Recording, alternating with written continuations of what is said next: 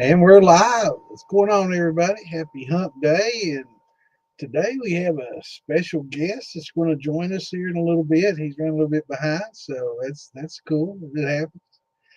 Uh, Glad we were able to pin him down. But Alan Bishop's going to be joining us tonight and sitting and giving maybe some new perspective and some new answers on some of the questions that you guys have, and get to know Alan a little bit better. I've known him for a few years now, and guy's very, very knowledgeable. He's been at this since he was a kid like me.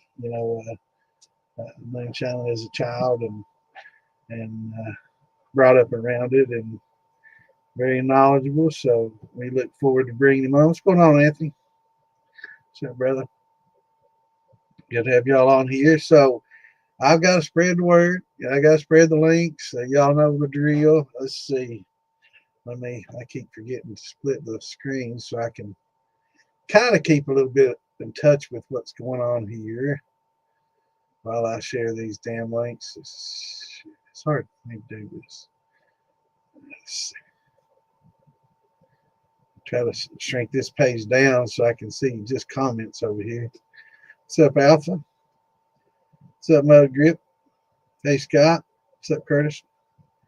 Yeah, Alan will be on here in a little bit. He's running a little bit behind, but that just gives me a chance to share these links everywhere. Oh, hell, let's see. And it takes me a few minutes to do that anyway, so that'll give him a chance to get home. He's a very busy man. I was glad I was able to pin him down for a date on here with everybody.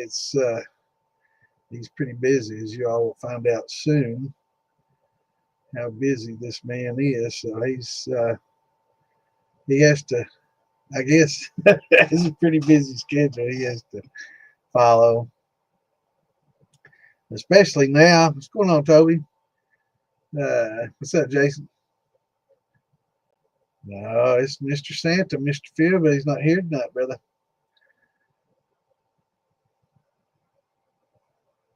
But let me get these links shared, and we'll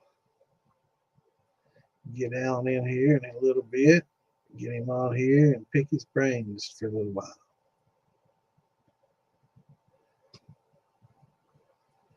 So hope everybody's having a good week so far. Like it's going to be a pretty good week. I won't be here Saturday because I'm going to be at an awesome party that I wish you all could be at. For those that can come, need to be there.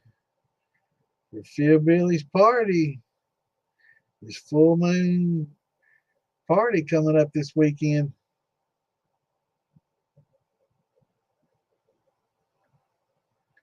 Hey, that's Phil Billy, brother. No grip. I'm Bad Santa. Me and Phil Billy are brothers, and so I stream here on the podcast as well. I share his page and all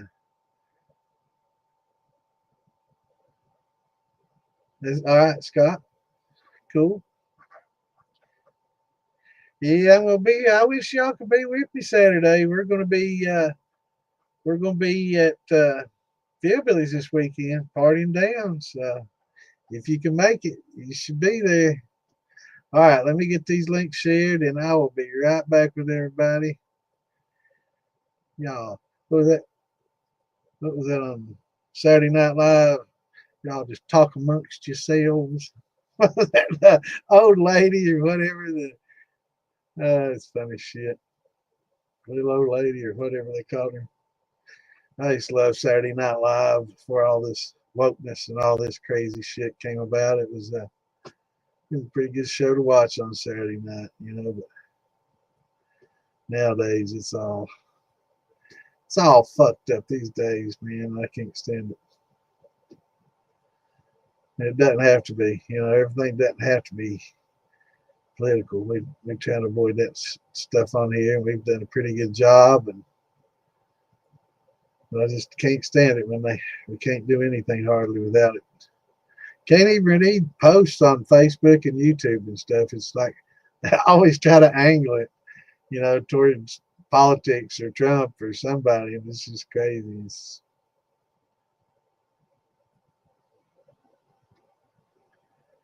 So let's get these links shared and we'll start answering some questions. Oh, hell, you ain't going to be there, Toby? I was looking forward to fucking with you, man. I was looking forward to messing with your head.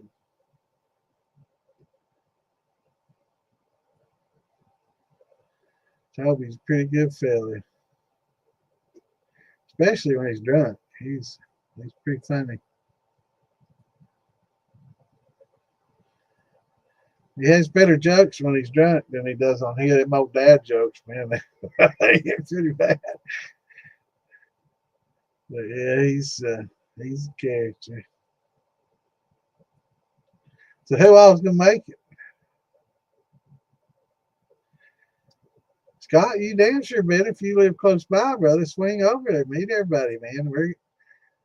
We're all pretty chill, laid back, have a good time with us, man. Everybody's chill, you know, nobody's uptight. We smoke a big old fatty and just get laid back and have a good time, enjoy yourselves, and smoke a big old joint of I don't give a fuck. Did you see that joke? What's his name? That black comedian talking about smoking a doobie and it's one big hit of I don't give a fuck. Yes, that was pretty funny. I can't think what his name is. What's going on, Wayne? Good to see you on here, brother. I can't think of that comedian's name. He's pretty funny. Look here, I'm representing Wayne. Did you notice that? I can't see. Can I? Oh, I better stand up. There you go. Representing. I had on the other one the other day, the black one with the red letters, but it's in the dirty clothes. All right, I didn't get all the links sent out that I like to, but Facebook likes to limit me. I think they'd lighten up a little bit. Not Facebook. But we love them anyway, because we have to.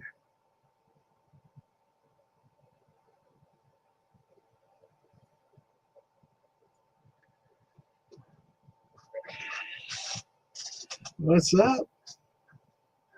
Well, did you get your patent issues solved there, Tracy? I figured you might like that shirt. Did you have to change your? Did your attorneys talk to who was it that was giving you shit? I can't remember who it was now. Some rapper or somebody, wasn't it? Giving you shit about putting a letter inside the spades on your label. It's crazy shit.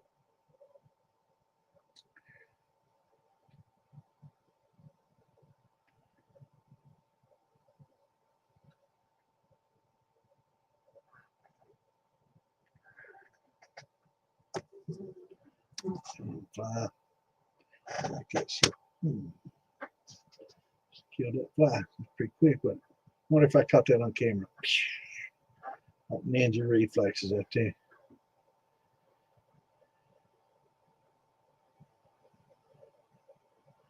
Awesome, awesome. Well, now did you get in on the $5 raffle and I think the other one's 20. Now the $20 raffle is for Fillbilly Steel. And then the $5 raffle is for just a whole bunch of other, small stuff. Now the Fillbilly Steel, a certain percentage of that is going to Shiner Sam's wife, and of course some of it has to go to him because that's like $2,000-3,000 steel. But the $5, 100% of proceeds go to Shiner Sam.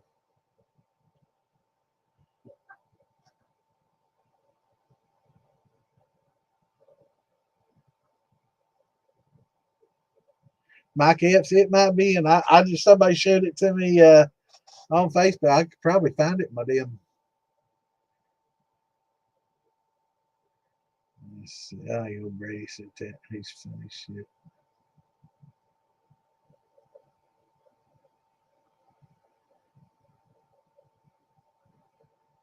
Maybe I just saw it. Yeah, it's not on there. Maybe I just saw it while I was seeing one somebody sent me and then scrolling through.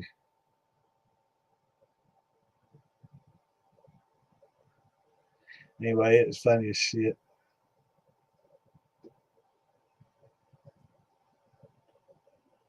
Let me Google that dude. Mike Epps, you see.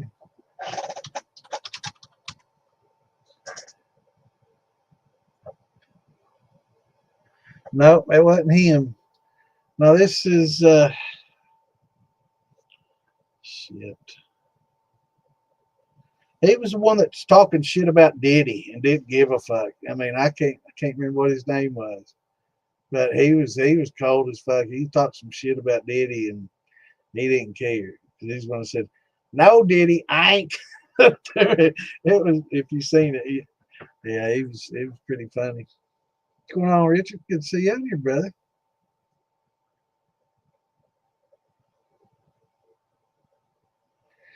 Yes, I am doing better. Thank you very much.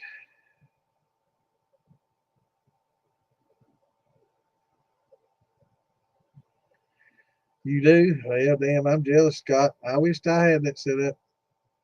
Mine's not that nice. Oh, damn, man. The anticipation. Yeah, I got mine where I can just run it straight off a wall adapter. I, I took the wires out of it and soldered them into a damn wall wart. I just go straight. No, actually, it was not a wall wart. It was one of them. It was one of them USB plugs. It charged off USB after them batteries died, and I took all that shit apart and I pulled them wires out and I just hot wired them straight to that USB. Man, I didn't put a switch on it, so I just soldered two wires together, and the other two I just hold them together when I want to hit it. Man, it works. Yeah, I had to quit doing them dabs, man.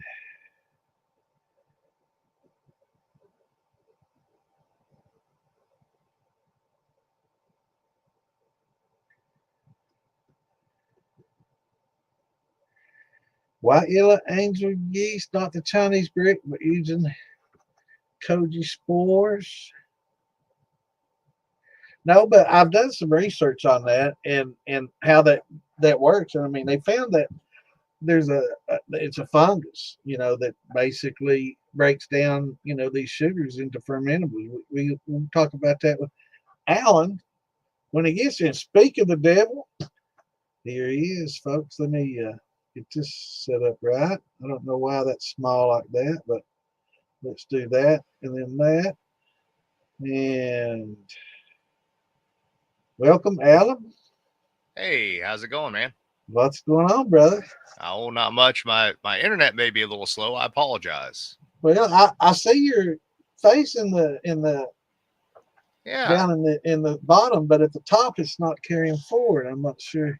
I think I think down in the bottom it's frozen on me. I figured Yeah, that it was going to is. happen. Yeah, yep, yep. Well, I was hoping that we at least could get you on your face on here before it froze, but that's Give me all just right. a sec. It wouldn't be an episode with Alan Bishop if we didn't have some kind of technical difficulty. Yeah, I something's for think sure always got to go wrong. always something happens, man. It's inevitable. Something always happens. That's what we have to deal with sometimes. I think I'm trying to think of what was it? Phil Billy's a couple years ago. No, I might have been on Ian's on Still Talking. It was on Ian's Still Talking. I guess same thing happened with it freezing up on you. Right. Yeah, I Uh, tried to stop the camera and start it again, but don't look like that did nothing either. So. oh well, that's all right. Yeah. Oh, I'm glad to be here, man. Sorry I was running behind. I had to go help That's my all right. dad Well, move his I had chair. to. Yeah, that's a little better right there. I had to share the links anyway, so Good that deal. works out just fine. I just now got all the links shared and started talking about our first question for the night. Fantastic. Great. and Clint Torf, another fellow distiller. Now, Clint, you've been on the legal side for 10, 12 years now. How long has it been? Clint he's another distiller. He's Gotcha. a guy that frequents the chat here. Another very, very knowledgeable guy that helps me deal with some questions in chat while I'm long-winded answering some question from 20 minutes prior. I'll get questions and I want to get the full answer out for everybody. So a lot of times there's some other questions that people ask while I'm answering it, and I'll get, it's not strange for me to get 20, 30 minutes behind, but we try to get them all answered. Sometimes you gotta hang around, and if you want to hear your answer, you gotta stick around for a little while. Because I do get a little long-winded at times. I do the same thing. Don't feel bad, man. I won't, brother. But our first question, and can you see the screen okay? You on a phone or a PC? I'm on my PC, so I got it perfect. Awesome. Cool. So the first question said, we heard about homemade yellow label angel yeast, not the Chinese brick, but using Koji spores to make your own and just adding your favorite yeast, and I've done some research on the yellow label and how they've used this fungus to, I guess take the place of enzymes, or I guess it has its own enzymes that break down these complex carbs. It's amazing. Have you dealt with or used the yellow label angel yeast yet? I have. So I've also propagated that yellow angel yeast several times myself. So I have quite a bit of information on this question. So awesome. I highly suspect, and I've said this on one piece at a time, that angel yeast is probably, and I don't want to point fingers at anybody. Granted, it's in China and it is what it is. Right. But it's probably stolen technology from a project that was going on over here some years ago for self-converting yeast for biofuel. Right. That's what it looks like. It's definitely a genetically modified yeast. Now, in terms of making my own angel yellow, so I have done Koji before and used that alongside regular yeast strains. In fact, Distiller Woody last year, he did an article for the 2025 Practical Distillers Almanac that was all about using Koji. And I can't remember what the other thing is that he actually uses. It's not Koji. It has another name, and I can't remember what it is. But really, really nice in-depth article in the 2025 Almanac. Interestingly enough, another little known fact. So the liquid alpha amylase and beta amylase that you can buy as exogenous or exogenous. I never know exactly how to say that right. I say exogenous. I'm country too, but I've heard some people say, no, it's exogenous. Right. And I'm like, okay, exogenous. Yep. I see that on my YouTube channel all the time where people correct me on that. And I appreciate it. At the same time, I'm like, it took you put way more effort into actually typing that than I'm going to put into trying to say it the right way. So some people give more fucks than I do, obviously, about certain things. And, I correct myself sometimes, but, that's just always how I was, heard it talked. And, when you grew up in East Kentucky or in rural America, it's exogenous, and if you're, probably a PhD in chemistry and, you've had the Nobel Prize, it's probably exogenous. I don't Well, the interesting thing about those is those are actually fungal derived themselves. So those are actually derived from something very similar to Koji, if not in some cases Koji itself. Right. And they have a much longer history than people realize, going back to, I believe, the mid 1880s over in Illinois, where there were several large distilleries around Pekin, Illinois. So they've existed for a very, very, very long time. Right. I know that there are probably multiple different strains of Koji and multiple different types of fungus that'll give, different applications, just like yeast does, and different flavor profiles. But to be honest and fair, I guess it never, I either never had the time or it never interested me enough to dive any more in depth into it than what I already have. Not that there's not utility to it, but there's only so many hours in a day, right? Like A lot of people don't know this. That white and green mold that you see on sauerkraut, Right. that will actually produce alpha amylase as well. But I've I figured that out by accident, and I still haven't really tracked all that information down yet either. So there's really neat stuff out there. It's just a matter of having time to do it. Yeah, most people, anything white and moldy it's immediately lacto. It's like, Right. no, come on now. No. Just because it's white and it's in your doesn't make it lacto. But You, everybody wants to be a exobiologist and uh, and Peggy, and I'm like, it could be a lot of things. And a whole sometimes lot. I've seen some stuff that doesn't look like lacto that everybody's calling lacto, and I'm like, No. I don't think that's lacto, bro.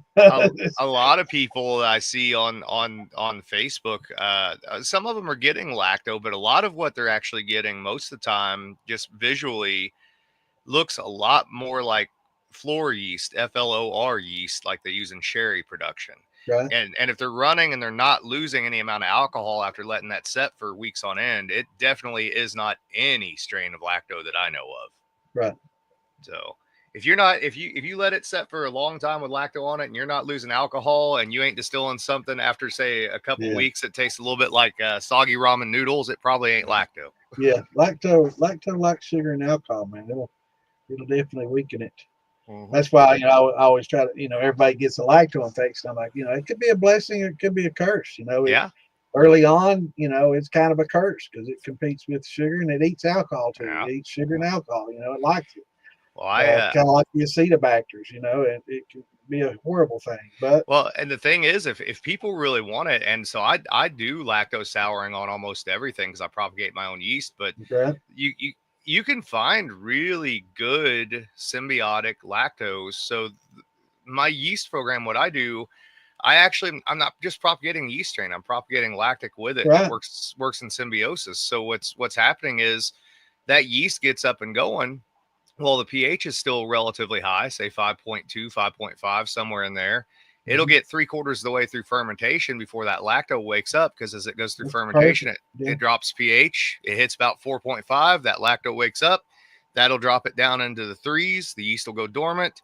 And then the lacto is basically keeping anything else bad from getting in there. Right. And the cool thing is, for people who don't know, and I know you know this, but if you want a really good strain, you can either buy a cheese culture, or the easy way to do it is to literally just go to the Greek store. Yogurt. Yeah, or buy Activia. Activia yogurt do the same thing, man. It's a great strain. I've used it many times. The Greek yogurt's a good strain. Yeah, just a straight old Greek yogurt. Yeah, or if you get a good lacto infection, you can save it. And we talked earlier. I think we were, it was in the same episode we were talking, about yeast logs, and somebody brought up lacto, and I'm like, well, why don't you just make a lacto log? And be a great way to propagate that as well. When it gets time, you can do that way. I try to keep everything somewhat sanitary. I'm a wine making freak too, so I try to keep everything sanitary, because that's something that you generally don't want in wines. But I found out recently that some wine people you're getting the lacto thing in the wine, and some people that's kind of a new thing in the wine industry. It's always been taboo, but all those California Chardonnays, those big buttery Chardonnays from California from back in the 90s, those were all lacto fermented back in the day. And then anybody who's something new. That's good. No, they've been doing that for a long time, but that's where that big buttery note in those California Chardonnays come from, is from lacto fermentation. And then for people who are into cider, which adjacent to wine, somewhere between wine and beer, obviously, but most of the old cideries, man, they were as bad as the distilleries. They never pitched yeast, and they also never cleaned their rafters. So like, you walk into one of those places, if you can find one that's still producing, like out on the East Coast, and it just looks like inches of dust and cobweb, and it's just straight lacto and yeast, and just you can scrape it off the walls. Yep. We've talked about that too. I've talked about how you've gone around and collected yeast from distilleries that are not even there anymore. And that yeast sticks around. It doesn't go anywhere. It does, man. It does. I'll tell you the other thing I'm really interested in now. Now this is next level geekery, man, and I know that you're into this kind of stuff, so I don't mind to dive into this. Is one of those weird things that you would never like really say out loud most of the Right. time, but it interests me. So I'm not a microbiologist. I don't claim to be. My buddy Pat Heist is brilliant at all that stuff, Oh yes, and I he is. love I him, love I him, love love him. listening to that dude talk, man. I mean, I you do talk too. about somebody that knows their shit and can just lay it down and get it scientific, even use the Yep. scientific, Yep. names for everything. Is just And amazes me. That dude amazes me, man. he and I could not be more different when it comes to that, because he wants to know what makes all of it tick down to, the cellular and below and Right. subcellular level. And I'm like, listen, if it is making good quality stuff and I found a traditional way to propagate it, then I'm good with it. So the thing that I'm very interested in biomes though, because I think that, like finding these old yeast strains, sometimes with these old distilleries, there ain't even a building left. The only thing that's left of the distiller might be a gravestone if it's still there a lot of Right. times. So these yeasts really are, a part of that heritage. But I'm becoming very much interested and very much more interested in how, say, the character of a distillery. And man, this is one that I need to actually get Pat interested in. How does the character of a distillery change based on who is working with the mash on a daily basis and the biome that they are carrying on themselves? Because I can tell you that I have already noticed, all other factors being the same, if I let someone in the distillery touch the mash who's not there working on a daily basis, sometimes there is a difference. Sometimes there's a difference. So it's not massive, but there is an effect. So I'm very interested in how people's biomes affect fermentation.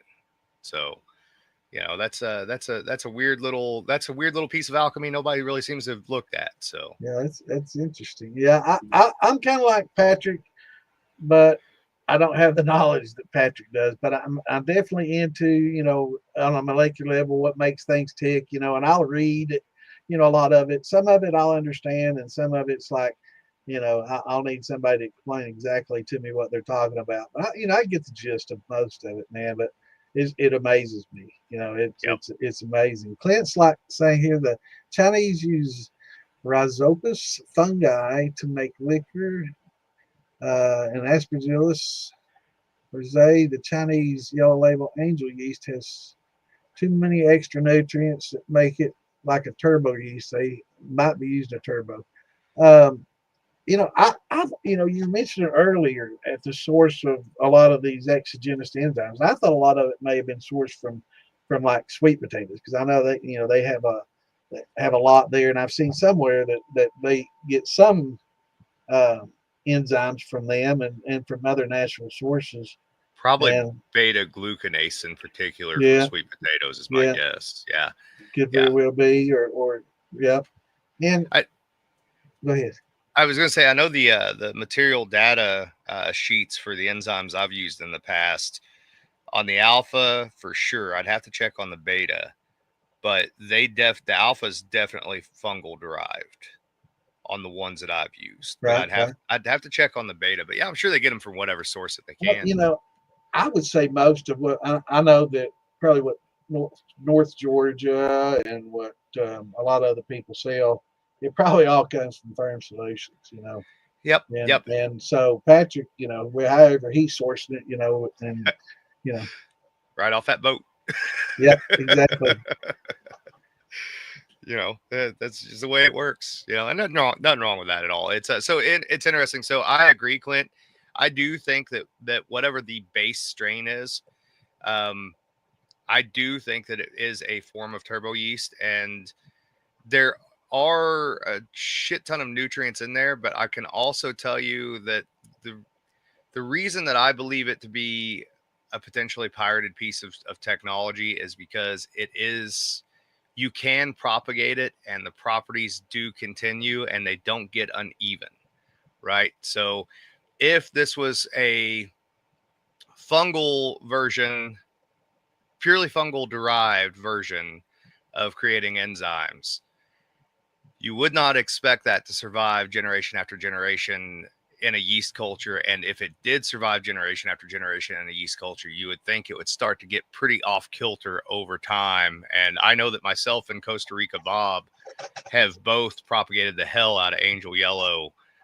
Bob's probably 50 or 60 generations in at this point, I would say, and it's still doing what it did the first time he used it. Interesting. So it's not had any changes or adaptations that's changed its character. Now, as far as flavor wise, this is something that I've not used it yet. So I've got a brick of it upstairs. I picked up a brick off Amazon, and I'm going to do some experimentation with it this summer.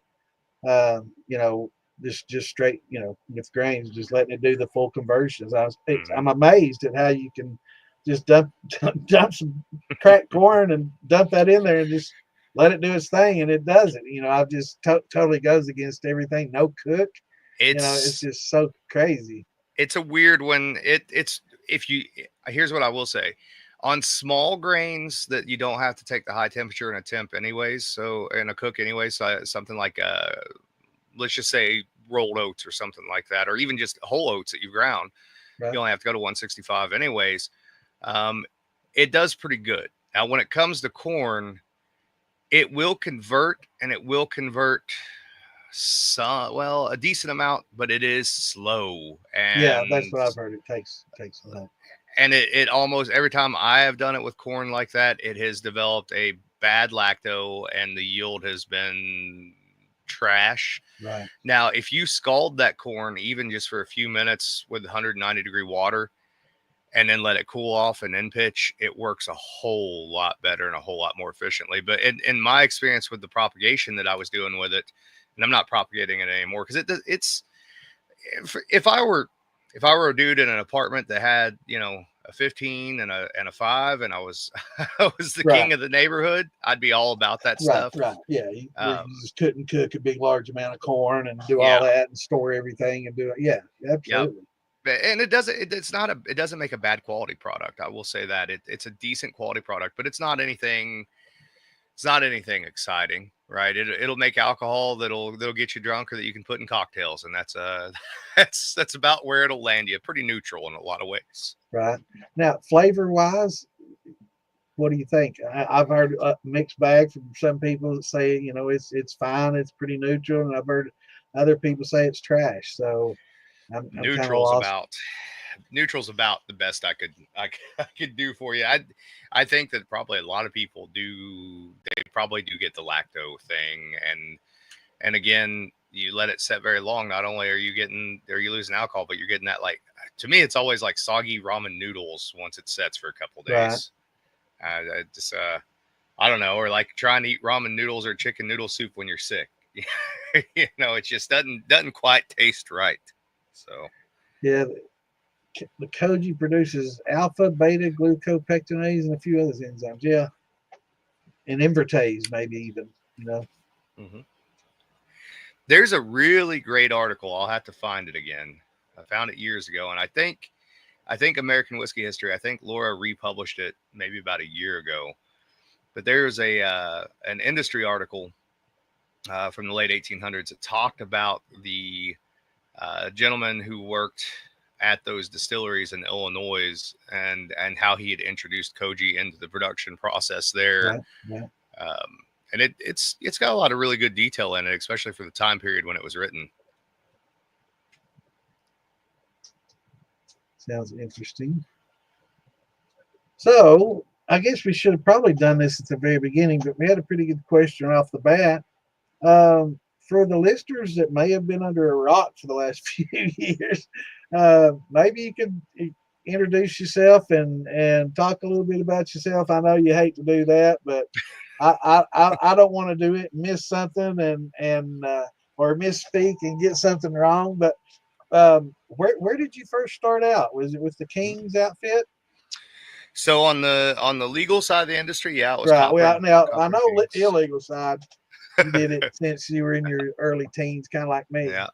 Yeah. Grew up around it. Yeah, for you, it was more of a family thing. For me, it's just more of a curiosity. So, yeah, you want anything for Christmas? You better. Yeah. You got much better indoctrination into it than I did. for sure. Yeah, I So, got but tell a little bit more about yourself on the legal side. yeah. So I started off at Copper and Kings. I guess that's been 12 going on 13 years ago now. Whenever they basically I'd been on the illicit side and had gotten myself to a point, and this is right around the time that moonshiners started to really kind of catch on TV, Right. where everybody and their brother was really interested in moonshine. And I was in my mid 20s and kind of stupid. And so the long short of it is that a lot more people knew what I was doing than what I was comfortable with knowing what I was doing, even though Right. it may not have been that big of a deal. And my now wife definitely, she just told me, she's like, you got to find a job doing this. And Yeah.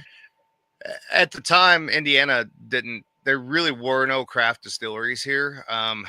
Huber's had a very, very small brandy distillery because they had an addendum added to their license to where they could make brandy to fortify wine.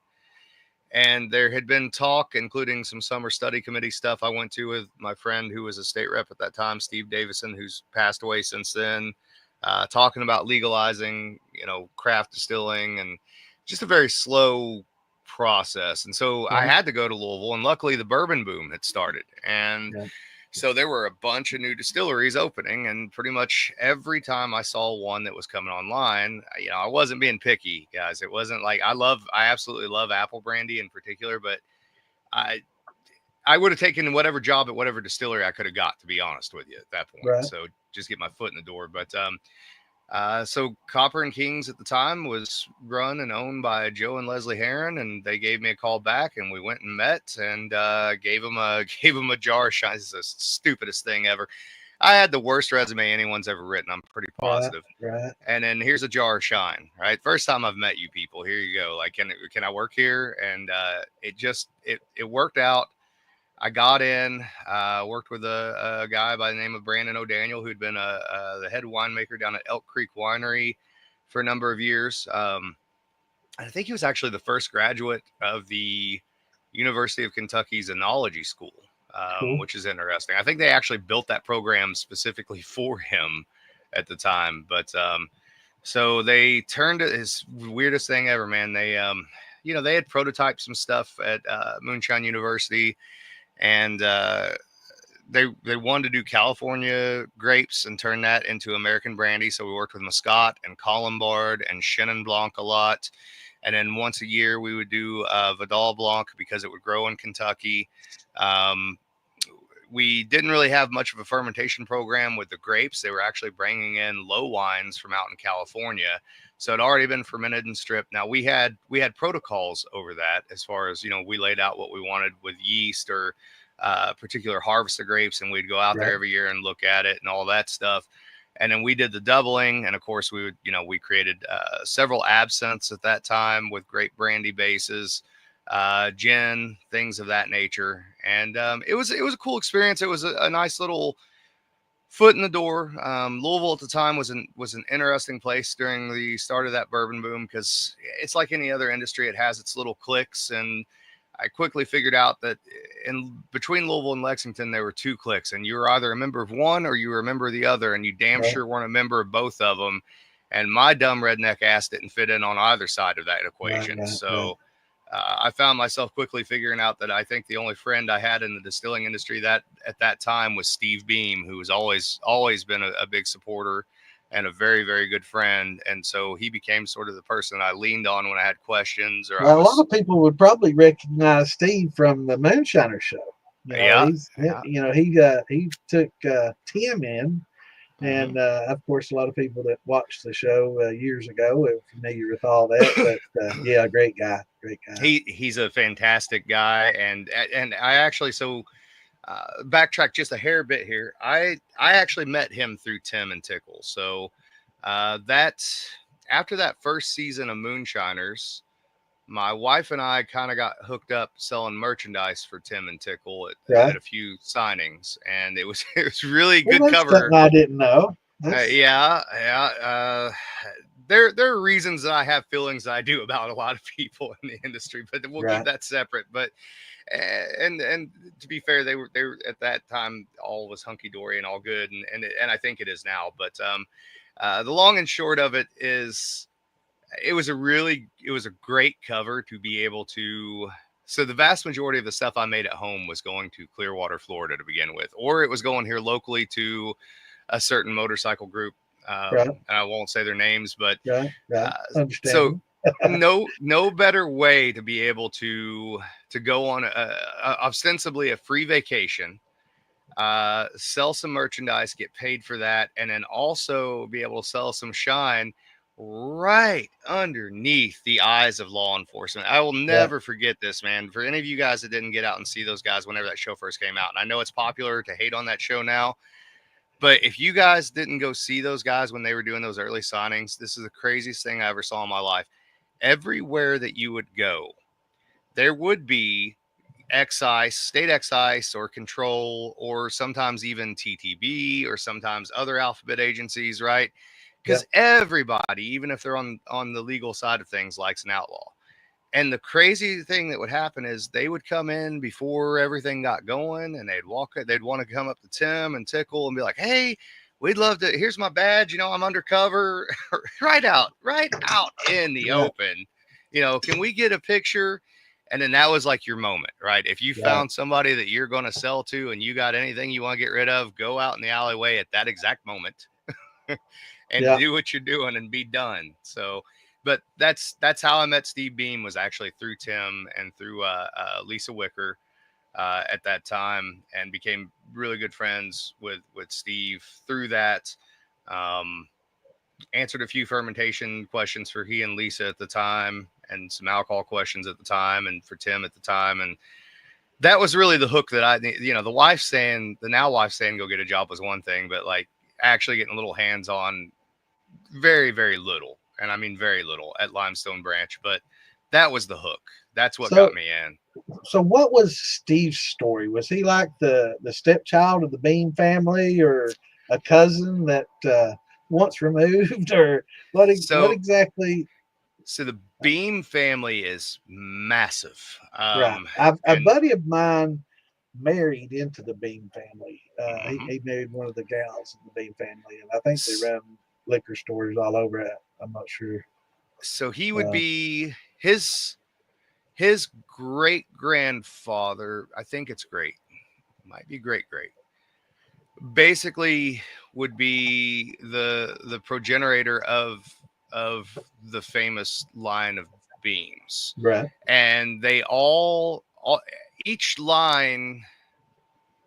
But let me just say this: they all worked for multiple distilleries at different times, and some of them own their own distilleries. Like Early Times was originally owned by one of the Beams, um, and once you get into Prohibition, except prior to Prohibition and right after Prohibition, like the Beams have been doing this for generations. Right. And so what would happen would be, a lot of people think the Beams moved jobs a lot, but they really didn't. What happened was the Whiskey Trust knew that they knew what the hell they were doing. And so the Whiskey Trust, when they'd buy a new distillery and they didn't like the way it was run, they'd fucking fire everybody and then bring in a Beam for 6 months to get it on track.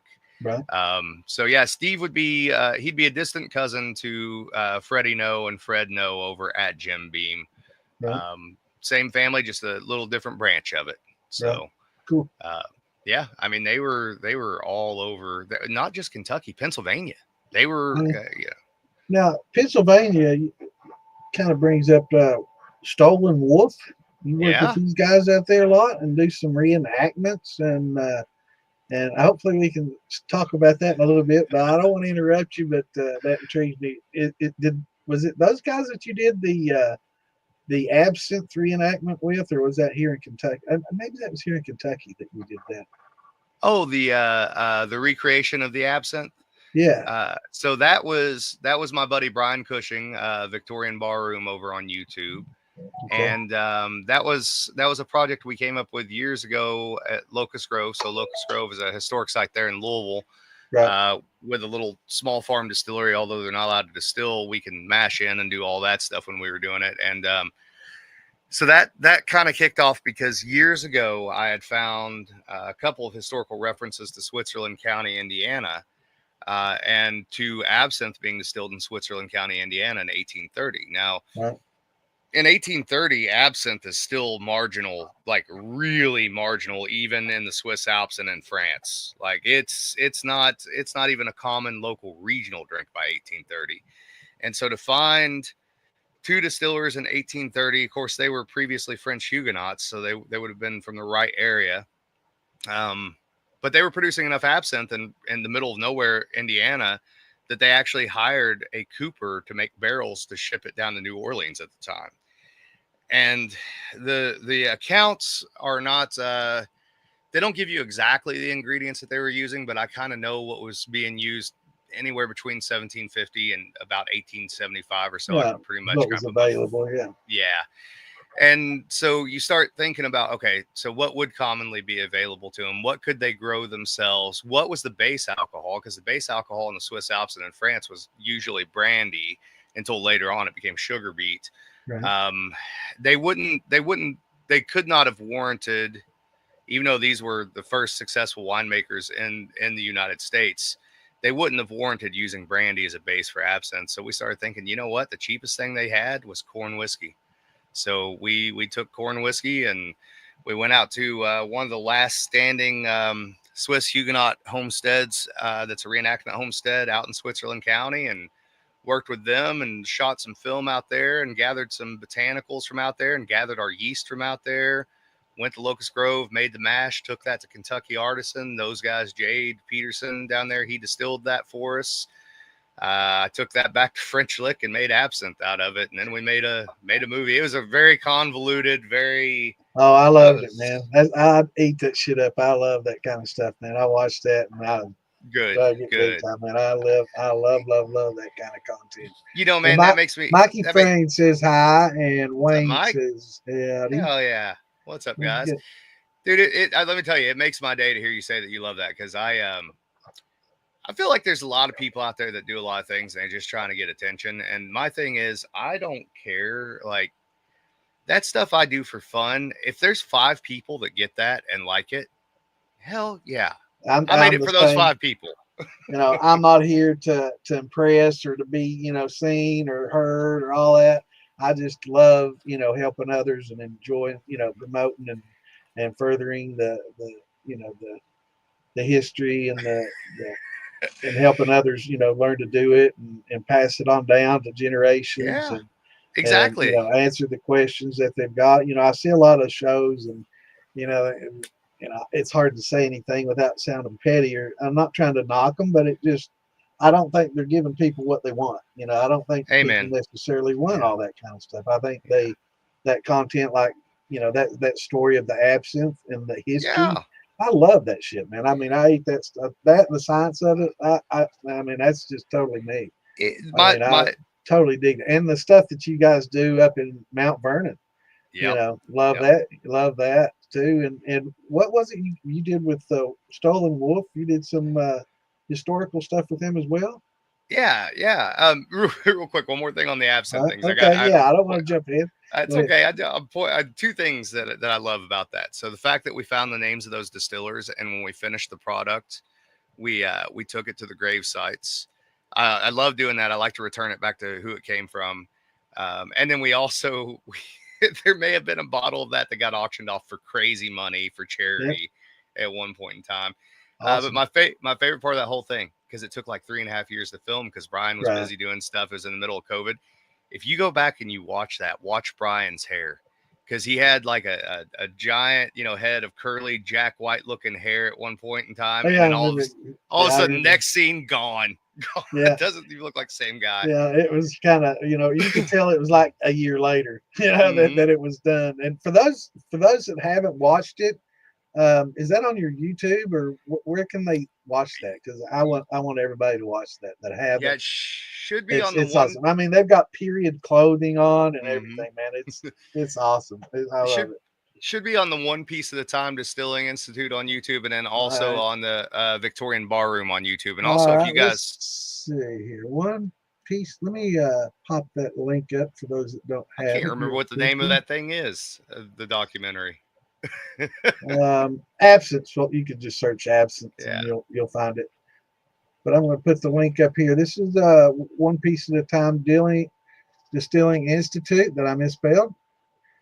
Institute. Okay. All right. I was typing that in, trying to get everything done and being quick this evening. Yeah. So, but yeah, there's a link for now. That's for that page. Let me go ahead and get some of these links out while I'm thinking about it. Here is well, I'll put the Distillers Talk and Old Homestead out there here in a little bit when we Yeah. talk more about that a Yeah. little bit later. But for those that haven't gone to Alan's YouTube page, definitely go to that page and just start binge watching, man, because it's some of the best content you're going to get on the internet.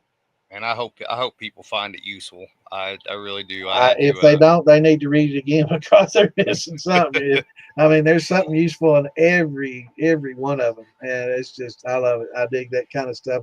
Especially the history stuff because that's stuff I don't know. You know, we can sit and talk yeah. about enzymes and bringing down carbs and all that stuff all day, and I enjoy talking about that with beginners and helping them and answering all the questions and breaking it everything down for them. I love that, but really the history is something that I've been kind of negligent in learning about. I don't Mhm. know a lot of different types of beverages from all over the world, different Yeah. alcoholic, but and that's kind of something that I've been getting into and trying to learn more about. Not I'm not saying I know it all as far as the other stuff, but it's just it gets boring, and I'm constantly seeking knowledge, and these are things that I really don't know as much about. I Yeah. don't know a lot of the foreign different Well, I think distillations. a lot of distillers are like that, man. And what I would say is you can really bury yourself in like the details of the science, and then there's nothing wrong with that. And this is again a difference between like me and Pat Heist. The other side of it is, I can, man, you can take a trained chemist who went to school for distillation and put them in a distillery, and they can make the most lifeless spirit in the world. So Yes, but because the thing about it is, do you know enough that if you are on the fly and you're improvising, that you can make it work, right? How can you? And me and Eric Wolf say this all the time. So we can do the thing, but much like playing music, you have the main riff of the song or the main chord structure. right. Can you improv over that? And are you confident enough in the skills that you have that you can do that comfortably? And at that point, that's when you go into the history, because the only way you know whether or not you created something new is whether or not you know it ever existed before, Yeah, right? yeah. I thought it was funny. I entered I think it was brandy contest last year, and everybody's like, "Man, I thought you'd win. You know so much. I thought you'd win." I'm like, "Well, if knowledge equated, the best flavor coming off the tap, it would be gold. But Yeah. it doesn't always work out that way, man. Uh, Uh, I've been putting on my own shirt for 41 years, and sometimes I still put it on backwards. yeah, it doesn't always work out that way. No. It's usually pretty good. I mean, I have to say I haven't had a lot of shitty liquor in quite some time. I did have to dump an experiment out though. It's Oh, first that time happens. I've listen. It was horrible.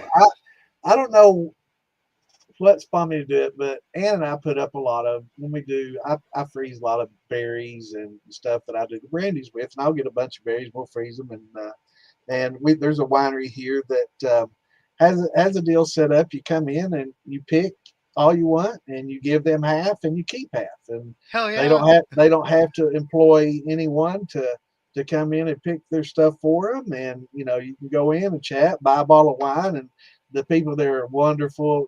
They took me back, and he's showing me all his stuff, and I'm talking to him about stuff, and he's like, "Wow, I need to get you here more often." And I'm going to try to talk the guy into maybe making some brandy, but really laid back people, awesome people, and so got to hanging out with them. Anyway, we put up a bunch of blackberry jam and grape jellies and all this other stuff, and we way overdid it. I'm obviously I crazy. I get over into stuff and I just do too much. So we had like 20, 30 quarts of each flavor, and it just it almost completely filled one refrigerator that I had. Uh, So I don't eat that much biscuits and jelly, like I used to. So I had quite a bit, and it was starting to get a little bit dated and start losing some flavor.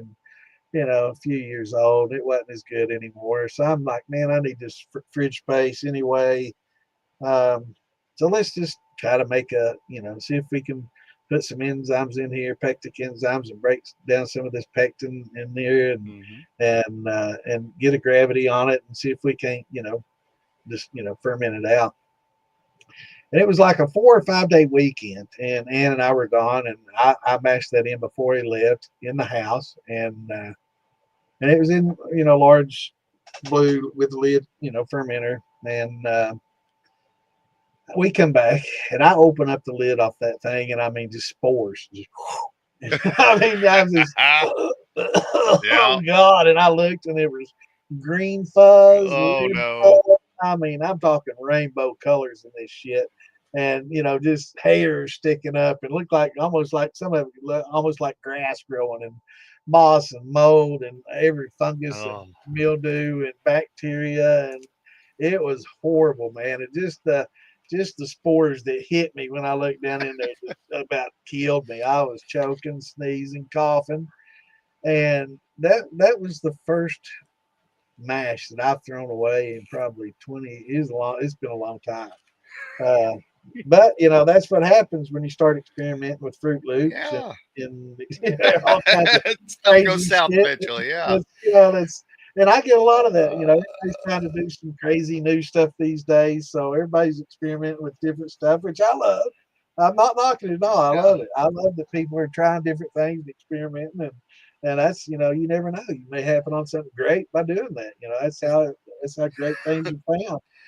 I But sp- man, it's horrible. I spent a year, and I filmed some of it, but I never released it because I never could. I get busy doing stuff and forget to really film it. But I spent a year with 2 5-gallon buckets and a little 10-gallon copper still that I built, going out to the woods every couple weeks. And I use the same mash bill and do an all grain mash in with the most primitive stuff that I had on hand, and then dump it into the bucket, and then leave the bucket cracked, and then just let wild yeast and whatever else would get in there infect it. Right. And it was about 50-50. It was about Yeah. 50-50 whether it was going to work or not work.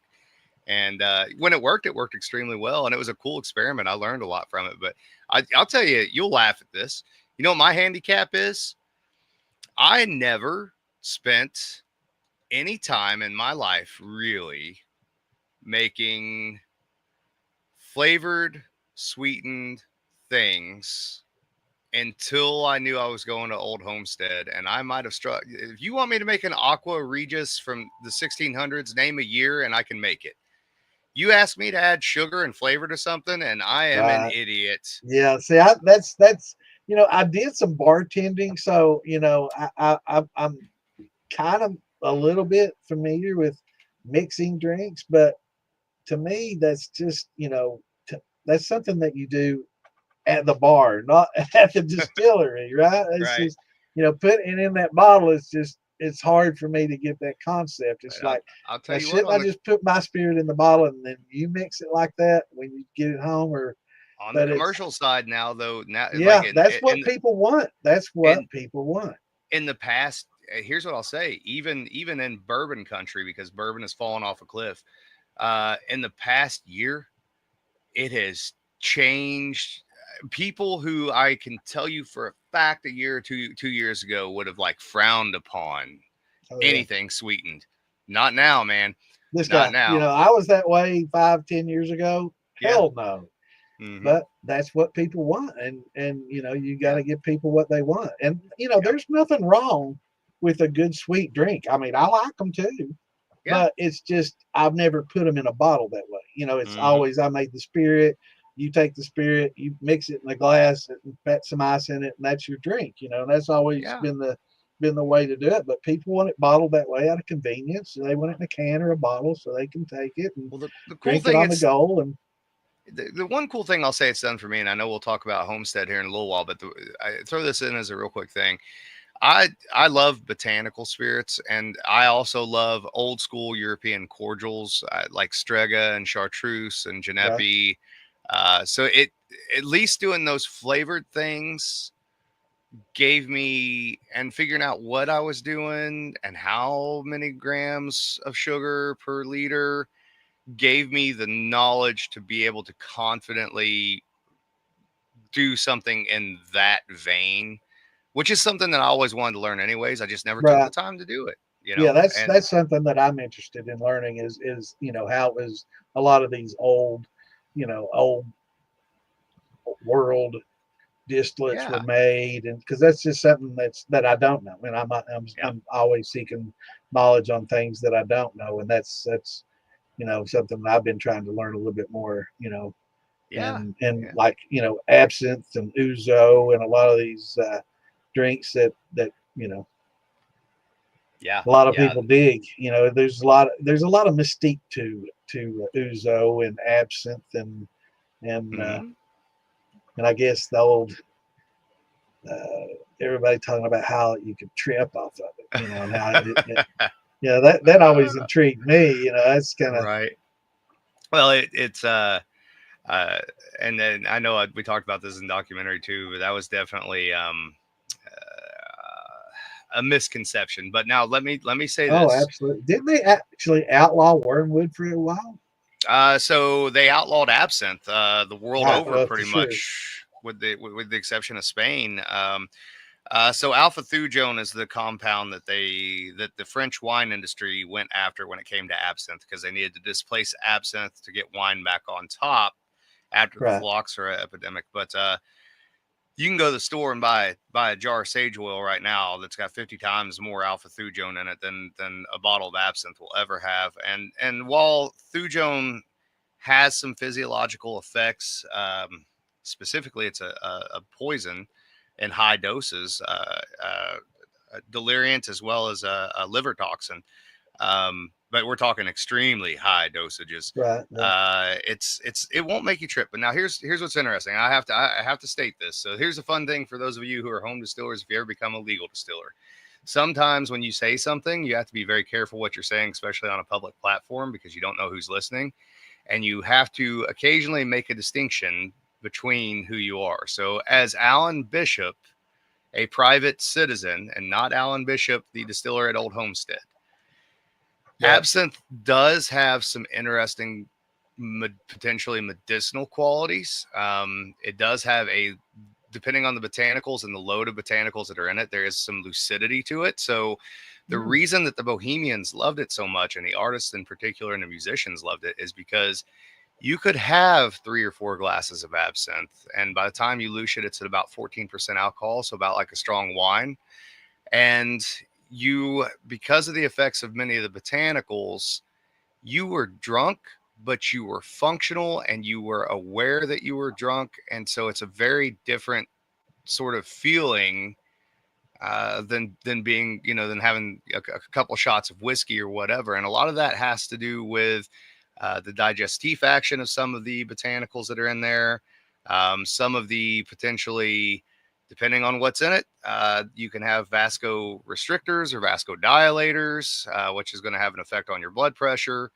Mm. Um, there's a lot of different ways that you can manipulate how absinthe will make you feel, Well, uh, I mean, for sure. isn't it a tincture of sorts? I guess when Yeah. you start dealing with Yep. botanicals and alcohol and Yeah. Yeah. leaching out essentials, oils from it. Yeah, That's it's a that's what I tincture, and there's definitely going to be some, you know, always always say is Alan Bishop, the citizen. There, if the TTB and any other alcohol regulating agency in the world was not bought and paid for, and they were smart, they would understand that and this is probably not the best way to word the category, but there would be a category recognized still to this day as either functional alcohol or medicinal alcohol. right, exactly. And so that's overlooked, and it's unfortunate, because that has been a huge part of our history, going back to ancient Egypt and aromatized wines. That's where absinthe finds its roots, is in wine that was aromatized with wormwood. Yeah, So I that's got you been all done. kinds off track. Yeah, well, hey man, we that's what we do here. We start out with a simple question, and next thing you know, I'm way off on some tangents. So everybody's kind of used to that. I do get way off on tangents, and that's just what we love to do. Yeah. Yeah. So you asked about Stolen Wolf as well. Yeah. Well, So they're in Pennsylvania for those that don't know. mhm. Yep. Yep. No, So Stolen Wolf is owned by Eric and Aviana Wolf, and two of I hesitate to even call them friends. They are family, right. and a lot of people use that word in a disingenuous way, and Yeah. they I as you can tell, I sort of had deep feelings for those two. Uh, I mean that in the most sincere way that a person can possibly mean that. Like if you got to actually choose your family, and I think anybody in the world that ever met Avi and Eric would say this, they are the people that you would choose. Right. And so Eric and I, we started talking several years ago on Distillers Talk, and then we hadn't met in person, never had a chance to. I talked to his mentor Dick Stoll a couple times on the phone back when you know that whole thing was new down there. I knew who Dick was from Michter's. Obviously, I got interested in him and Jerry Dalton, who was the only non-beam Jim Beam master distiller at about the Right. same time.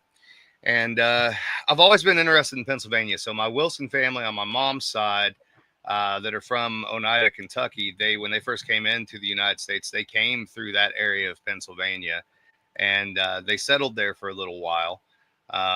And so I've always been interested in Pennsylvania's history as a distilling state because much like Southern Indiana, Pennsylvania, they really didn't let the Whiskey Trust own pretty much anything there because everything was tight. It was family owned, it was community oriented, it was farm oriented. And for a state that's considered northern, they certainly did a much better job than Kentucky did of keeping the carpetbaggers out of their business. Right. And The snake oil salesman. I And have a let me break ton. just for a sec. Somebody asked a question. Yes, we are going to do questions from comments, but we're going to go ahead and just kind of freelance and talk about, Yeah. Alan experience and all that. And then once we get done talking about that and Old Homestead and everything he wants to talk about, then we're going to field questions. So I like to do that first because, we get off on tangents and get, one. I'm more of a structure when it comes to this, and I'm kind of OCD about it. So I want to get all this out first because we can do the Q&A every time, but we don't get to pick Alan's brain and learn a little bit more about Alan and the history and some of these things, that we don't get every day. So Yeah. So the long short is I really really respect the history of Pennsylvania and what they were doing, and also a lot of the settlers who came here to Southern Indiana were the second and third sons of people who lived in Pennsylvania. Because if you were the second or third son, you didn't inherit anything from the father and their culture. actually, wasn't Kentucky and Indiana all this considered part of Pennsylvania at one time? So Kentucky was part of Virginia, and then Virginia colony, yeah, and everything. yep, Yeah, that's yep. it. And then Indiana was it was the beginning of the Indiana Territory running into the Louisiana Purchase. With me and my buddy Aiden, and then JJ, we get together. We call ourselves the Northwest Ordinance, is what we call Right, ourselves. right. But anyways, so went to got I'd been to Mount Vernon once before in 2017, I think it was, and then got the invite to come back a couple years ago in November and work on some rye whiskey. And Eric was going to be there, so it was going to be an opportunity to get to hang out with him. And took my buddy Brian Cushing, the Victorian Bar Room, down with us, and Right. me and Eric, we really hit it off, and we were mashing in rye one day, and we'd kind of been So talking this back. is how you all met when you were doing Yeah. the absinthe show. Awesome, awesome. Well, not the absinthe show, but the rye at Mount Vernon itself. Oh, okay, okay. So and we're mashing in the rye down there at Mount Vernon, and at one point in time, so we've been, I'm a little bit of a prankster and a jokester, and so is he, and we're talking, and it gets real quiet for a minute, and he just looked up and he goes, "Man, you ever have that like moment of deja vu where you're like, yeah, I've been here with this person before?" And I was like, "Yeah, yeah." So, and that's kind of where he and I started getting this idea of like, how can we work together? What can we do? So, of course, he and Avi have, Stolen Wolf, and that's a brand, and that's the distillery. But underneath Stolen Wolf, we now have this thing that we call Wolf and Wilson, which is, of course, named after my mother's maiden name, Right. and that Pennsylvania history there. And so Wolf and Wilson will focus pretty much exclusively on this idea of colonial era or pre-colonial era spirits, staying true to the tradition of those spirits, but putting a modern spin on it. And what I mean by modern spin is the modern part is literally his column still in Thumper, which is set up quite a bit differently from Kentucky. I'm not a column still guy, but I've said this aloud before, and I think I gave some people a heart attack in the industry. If I were going to have a column, I'd copy Eric's to a T, and I wouldn't change anything on it. It would Right. be what it is. Now, is this kind of like a continuous column setup? It is a continuous column, but as opposed to like what you will see in Kentucky at most places, instead of on the column having a massive D flag at the top to drive proof and purity up, and then what they call a doubler instead of a thumper, which is flash distilling everything. This has a small D flag up top. The proof off of the column is right around, and you can vary it depending on that D flag. Right. But Eric's coming off the column right around 100 proof, which is beautiful. You know, stripping pot.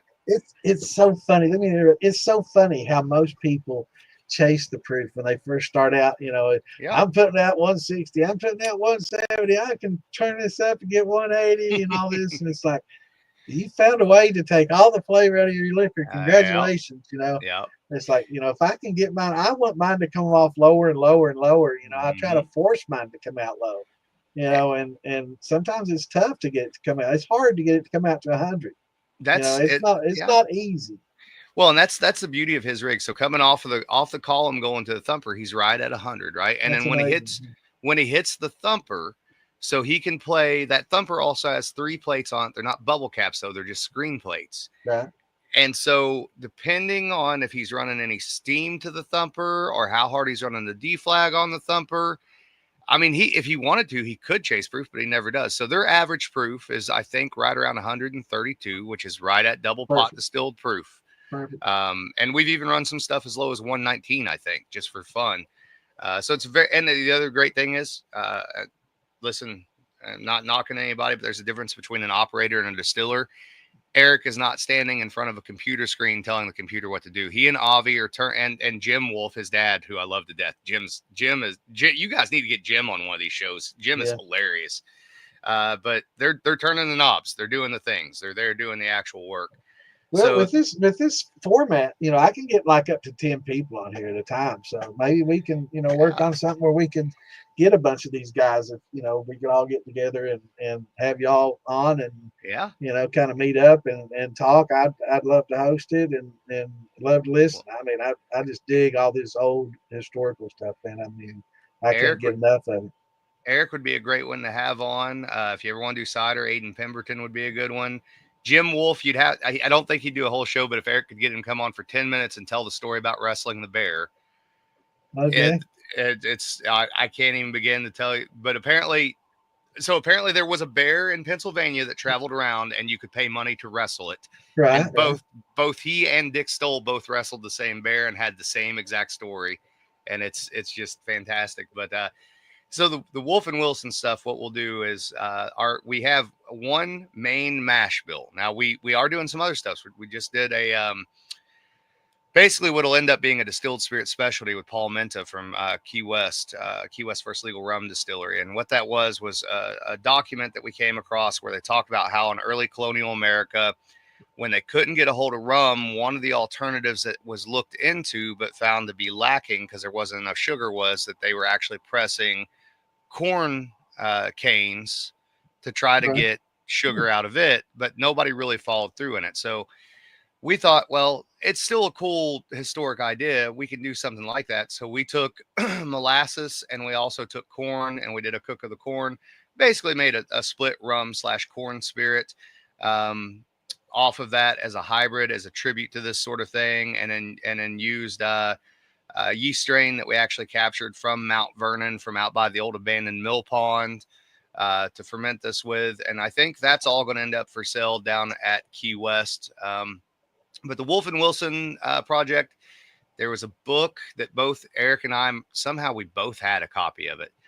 Someone was asking in here not too long ago about using, the juice from corn stalks. And I was like, Mm-hmm. definitely something you could do if you get starches and sugar out of it. It's Just be definitely a lot. doable.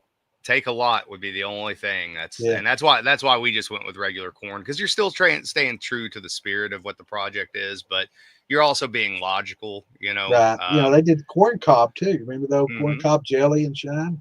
Oh yeah, that was a big thing around here. Yeah. And corn cob wine, that's always been a big thing here. Yeah. Yeah.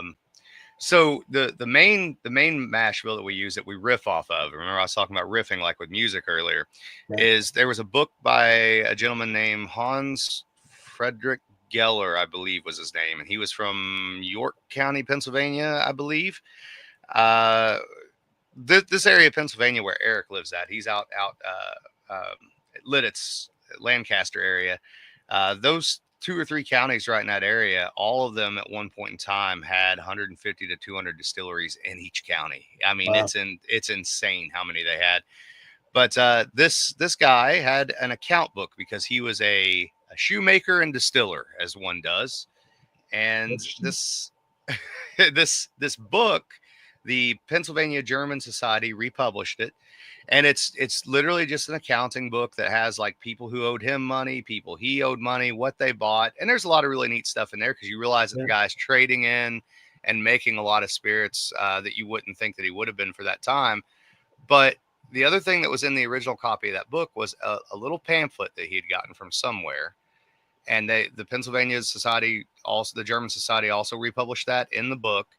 And it was basically how to make a profitable distillery. And this was in the late 1700s, I believe that was published. And within that book, it gives the closest thing to truly historic colonial mash bills I've ever seen, because mash bills really were not a thing when it comes to percentages until much later on. So this is as close as I've ever seen. And I'll tell you exactly what it said.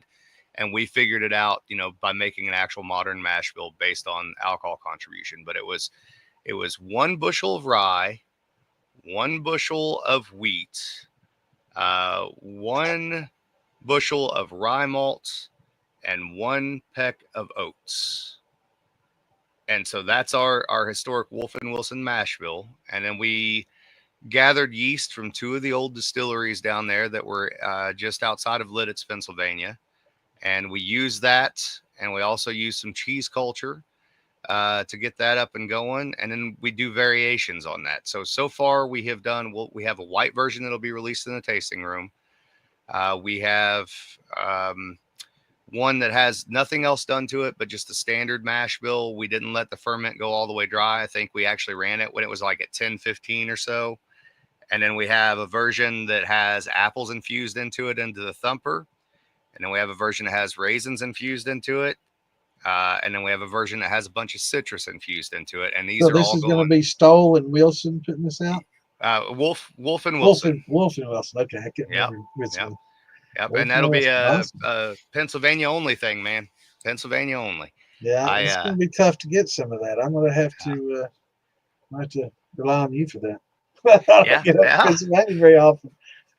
Man, I'll tell you what, if you ever get a chance to go to Lidditz, Pennsylvania, though, I'm not a town person, but that little town there, dude, when I was a kid, my little town was like this too, where like everybody knew everybody and waved at everybody. And this is a fairly decent sized town now, but it's the only decent sized town that I've been to where the crossing guard still waves at you. And if your window's down, that dude's going to ask you how your morning is going. Yeah.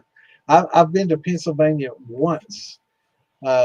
My freshman year of college in '81, my roommate had a girlfriend from maybe Lancaster, somewhere in there. Anyway, so we drive up together, and she's eloping, and they're going to get married. So he had no wheels, so I drove him up there, and we picked her up and drove back to Trancey, and she stayed there in the dorm room with us for about half a semester, and they both ended up. He dropped out, and I think they both got married and ran off. Yeah. But that was my only time in Pennsylvania. I've flown over it many times, but that was the only time I drove into it. I love Lidditz, and then also And I think Eric and I are going to do something with the Eichelberg Distillery out there, which is another historic distillery at Dill's Tavern out by where Jimmy Jack's is at, actually. Um, the thing I love about going to Eric's is you don't ever know, because it's so close to everything on the East Coast, right? Everything's pretty much within a couple hours. So no matter how quiet I am when I'm out there, somehow people find out that I'm out there, and you never know who's going to show up.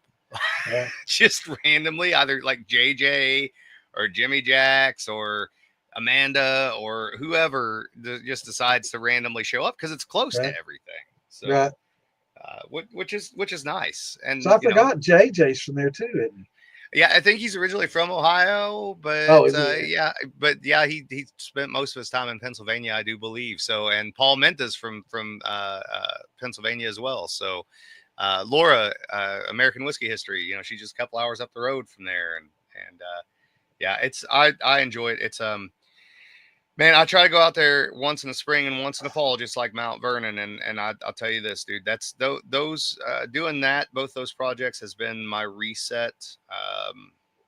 Something when it comes around, I know it's time. Right? And go out there, get in a little different mindset. I come back home and I'm ready to rock and roll when I get back here.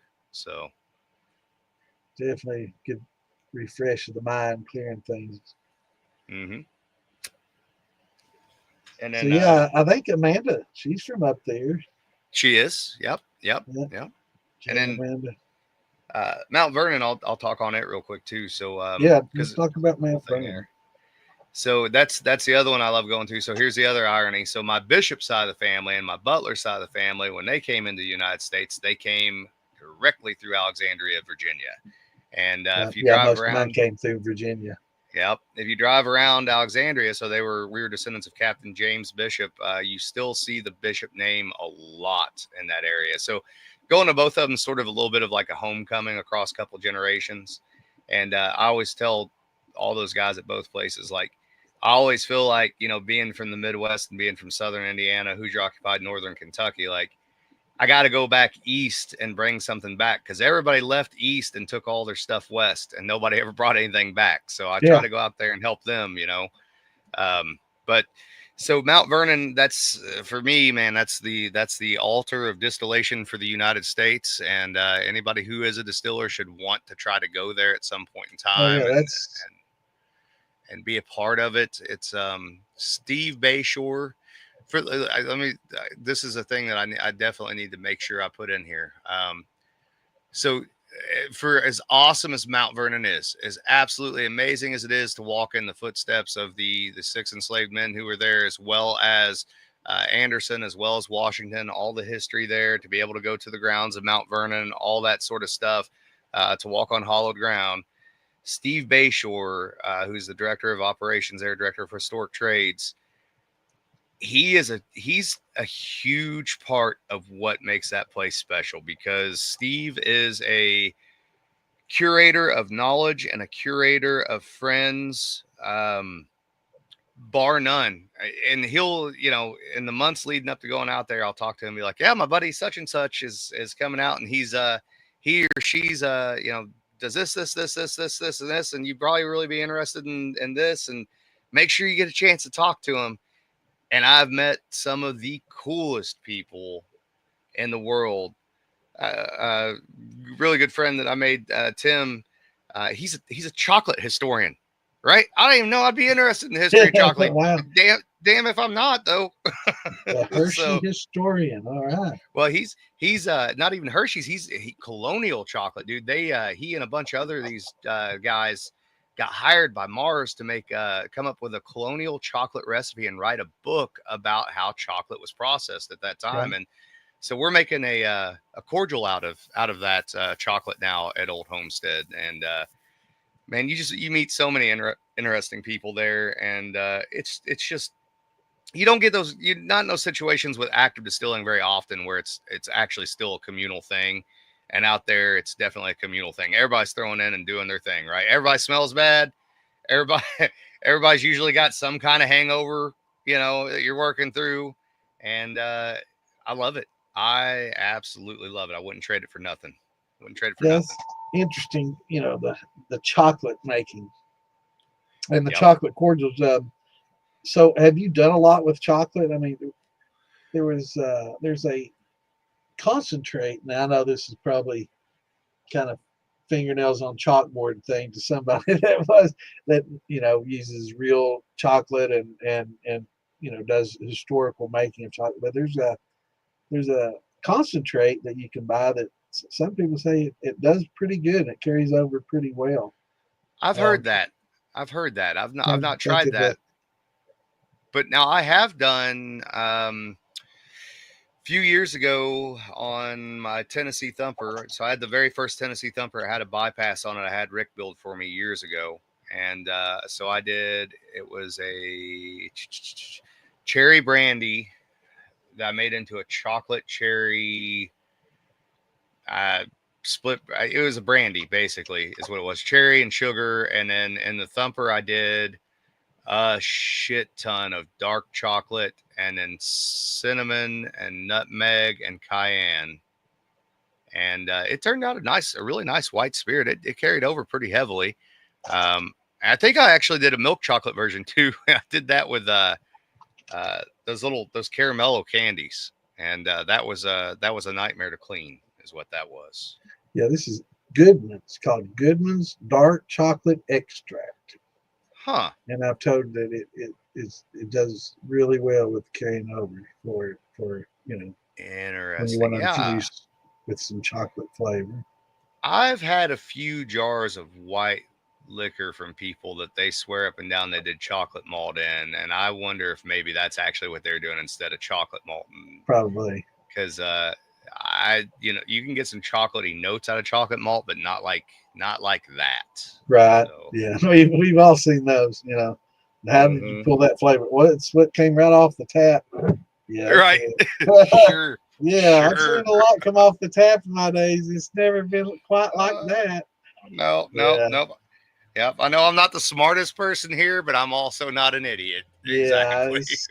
You know, Yep. I can pull sweaters over my head, but not the wool over my eyes. Yep. Yeah, Yeah. it was pretty deep. But So yeah, it's that Goodman. So I'm gonna have to give that a shot sometime and see what yeah, kind of infuse me. may have to play with that. So the other thing I'll mention on Mount Vernon real quick, two little things that came out of Mount Vernon in the past couple of years that have been good for me for my spirit. So the first thing is I got to distill apple brandy at Mount Vernon, and of all the times I'd ever been out there, that was like the one thing. Like, please, Steve, Right, invite when you because they don't make it very often, right? right, And right, right. apple brandy's my thing, and so me and Aiden Pemberton, who's a part of what we call the Unholy Apple Alliance with me and Brian and Eric, got to go and make some apple brandy at Mount Vernon. And then Steve invited me to create the mash bill for the first ever American whiskey that they made at Mount Vernon. And Eric and Aiden were a part of that, as was Amanda and Paul Menta and a lot of other really, really special people. And so I always, when I come back home, my wife Kim, she'll go, "How was it?" I was like, "Oh, I got to go make whiskey for George Washington." I mean, how Yeah, do I mean you, you know?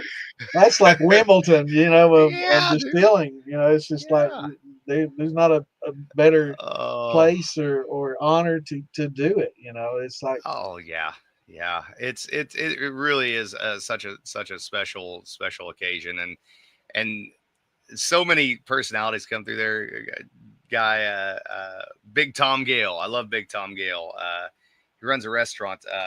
Oh man, I can't think of the name of it. He's gonna kill me if he hears this. But Big Tom sounds a lot like Foghorn Leghorn when he talks. Like right. sounds just like him. Like I tell you, boy. Yeah, Oh man, he cracks me up. We went to his restaurant and Virtue Feed and Grain, that's it. And he put on a special whiskey tasting for us all. And he goes, I brought y'all some special oysters. I had them dug up right out of my own oyster bed for you today. I thought, who the hell has their own oyster bed? What's going on right. here? Wears the Tennessee bow tie and everything, man. It's Oh man, phenomenal. yeah. Love My them. family loved oysters when we were. My grandparents' house burnt down growing when I was a child, and I remember when they came in and dug the foundation to put the basement into the house that my mom and dad built. They ran into like a huge pile of oyster shells that they had I guess there was a pit there that they just put Yep. these oyster shells over the years, and Yep. it was massive. They actually had to enlarge the size of the house because it was just, you know, it's going to be hard to really fill in that area. So they had to make some changes, but it was crazy the amount of oyster shells that Yeah. they dug up from that. Now, oysters used to be a big thing. Big Mussels deal. and oysters were Yeah. huge back in the Well, day. here's a fun distilling history thing for you about Southern Indiana and the distilling complexes here. I have yet to find any of the old still sites, that there may not even be a building. You always find something though, right? I can always Right. find bricks or part of the furnace or whatever. I have yet to find a single one that does not have a pile of mussel shells because they use them to control pH. Right, right. And Every I share that knowledge with everybody. You know, crushed oyster shells is a Yep. wonderful thing. You know, boil them, clean them up, boil them good, and let them dry out. Put them in a, Yep. muslin or some, what is it? My mind, I'm losing it, man. I forget Cheesecloth. it. Yeah, cheesecloth. Simple things. Yeah. It took me 5 minutes to come up with funnel the other day. It's like, Oh, I do. I it's do it getting on one bad, piece at a man. time. Yeah, it's getting bad. But yeah, I was fun. just wrap up a bag of crushed oyster shells and throw it in there, and Yeah. you know it doesn't. It's not a quick pH adjustment. So if that's something you want to do, you know you probably better serve with pickling lime or something like that. But Yep. as a buffer, if you throw it in at the same time you do your yeast, as it drops, it will, eat Yeah. away at that calcium carbonate and help neutralize the acids as they build up. Oh, You know, there's it was. lots of No, acids. I don't think anything ever made me feel more smart in my life than a couple years ago, as while we were working on the Spring Mill project, and they. So before we can do any work to the building, they had to have the archaeologists come in and take a look at the floor, and so they dug up little sections and stuff, and I guess they thought they were going to find something big. I'm like, hey, look, anything of value is out of here, guys. Like, you're not going to find anything. And they kept finding little pieces of oyster shell. And they're not, I'm just sitting and watching them. They're not listening to anything I have to say, despite the fact that I've been a distiller my whole life. Right. And they just kept saying, well, I don't know why these oyster shells are here. I mean, we're close to the creek. It's probably natural deposits. And I said, guys, if it's natural deposits, how come they're all broken and they're the same size? I can tell you Yeah, exactly what it is. that's funny. That's hilarious. I know 100% exactly what it is because the same things that we do now are things that they were doing then, you Yeah. know? So, Yeah, the old crushed oyster shells. It's a great pH buffer. I guess you could consider it a buffer, and you can buy the bottles of 5.2 or whatever. yeah, But you're just overpaying for crushed oyster shells is all you're doing. It's that's all you're calcium doing. carbonate. Yeah, That's it. it's good Yep. stuff. So when you run into pH issues, you know, what do you use? Do you use I know you probably don't use baking soda, but I pickling have. lime or I've used baking soda at home right, in the past just because it's what right, I had. If it's a big pH issue, then yes, pickling lime. So, professionally, I've only had one issue with pH ever, but I'm gonna mention it to you here in a second because it's something that people should be aware of, and it was something that I was not aware of. And this is another example of sometimes I put my shirt on backwards.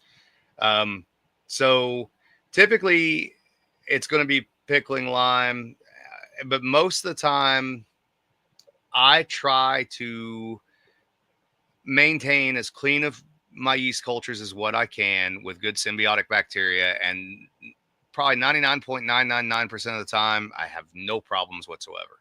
right, All right. So now here comes the fun part. So I get to Old Homestead, very first fermentation. And bear in mind, I've been making the sunflower stuff at home for years now, right? right. That's the sunshine. Yeah, Yeah, I'm going to be Mr. Big Shot, right? I'm going to go in and, like, first time out the bat, I'm going to make a couple mashes and they're going to run off awesome. And I got all my yeast ready and I got everything ready to go.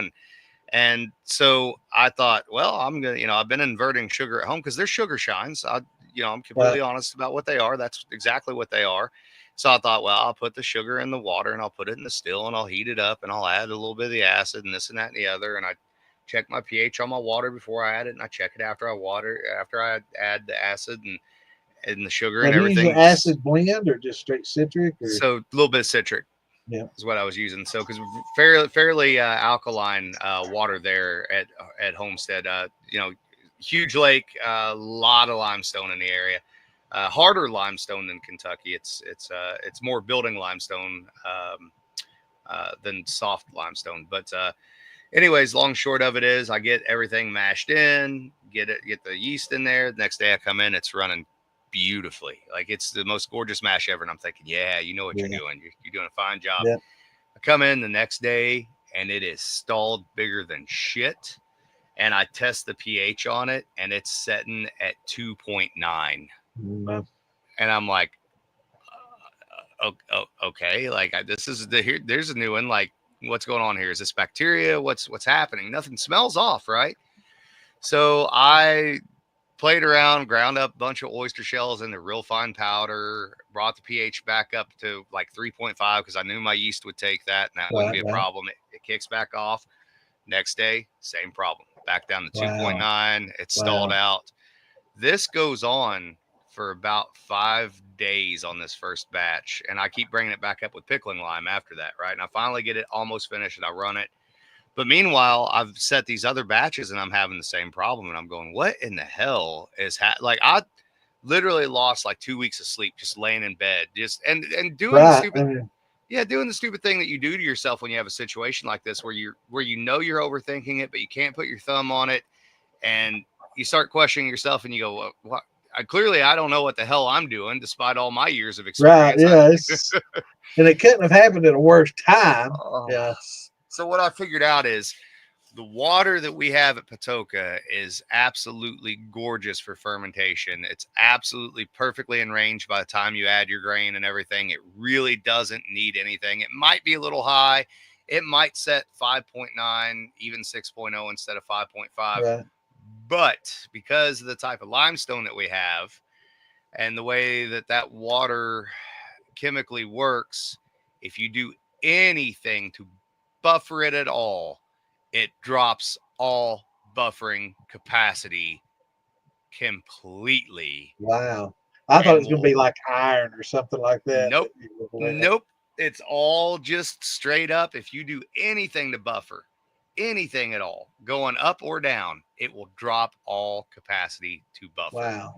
So I gave up on the inverting sugar and adding acid, and I was like, you know what? Nope, this is just back to the shack. Just straight up basics. Water into the barrel, melt the sugar, put the grain in, and let's roll. So but I'll tell you what, man, that was probably, there's only been 2 issues in my entire career that have ever done me that way. That was one of them. The other one was a few years ago. Breeze switched out their distiller's malt from being a 6-row to a 2-row, and they didn't tell anybody. Wow. And the problem is, if you're running with no enzymes and you're relying directly on malt, two-row, even if it's high protein 2-row, does not have enough beta, and so everything was finishing at like 10-15, and I just banging my head against the wall. Yeah, it's like 140. It's Lintner like 140 versus 170. It's a big difference when you're depending on the endogenous enzymes. Their DP on their analysis it's like a 230, 240, but the problem is it's all alpha. There's no beta. There's no beta because and the reason I didn't tell anybody, I finally got to the bottom of it because I called them about it. And they're like, well, everybody uses enzymes anyways. And I'm like, well, clearly not all of us use enzymes. No. Some people still like the malt, depending on the malt. Yeah, you might want to let somebody know when you're going to make that switch. Yeah, so. I kind of preach nowadays to kind of use a little bit of both. Just kind of scale back your, exogenous or exogenous enzymes and but include them just to help get a great, there's nothing wrong with it. It doesn't hurt. It's not going to affect your flavor. Just don't need as much, So put a little bit in there. I tell people on enzymes, is the thing that I've told them from the get-go is this, and this is one thing I believe to be true and demonstratively true. Just don't use them at the recommended 100% rate. Pull them back to about 90% or so that you're not breaking down the cellulose. You'll get a lot cleaner product, and there's nothing wrong with it. I I guess because I do this for a living, I like to make whiskey without enzymes. Just because it becomes a little bit more of a challenge, right? Like Yeah. if you love to paint, but you have to go in every day and paint the same picture, it gets a little a little monotonous. So right now at Homestead, we are using enzymes, and the reason for that is because we're running all electric. Now the elements are in the jacket, so it has nothing to do with scorching. It has to do with figuring out the range of temperature with the equipment Right. and how that changes. So we've almost cycled through all of our mash bills, and I just told Tyler yesterday or today, I can't remember. We get done with his mash bill, which is next, because he's gonna get to make his own mash bill there, which is awesome. Cool. I've never been able to offer that to anybody before. Um, we'll go back through everything again, and this time we're going to try to do it without enzymes. We'll have them on hand if we need them, if we miss, but we're going to try to get through this next cycle, 0 enzymes. Yeah. So That's the best way to do it if you can. But it's what are your thoughts on pectic enzymes? Do you still use a lot of pectic enzymes? Now I know you mentioned the cellulose and I know pectic enzymes, help break those down like an invertase and other, help break down some of that cellulose, and I guess that's why you get more heads it when you is, when and you use them. it ups your methanol content as Yeah, well. yeah, I don't usually use pectic enzyme. I've not ever run into a situation where I thought that I had to have it. right. I will tell you sometimes on fruit mashes, especially if the fruit is just a hair bit. Peach, they do so much good with peaches though. It's amazing. Yeah. I'm amazed how Hmm. you can have such a mush of peach pulp and Right. put in some pectic enzyme. The next day it's water.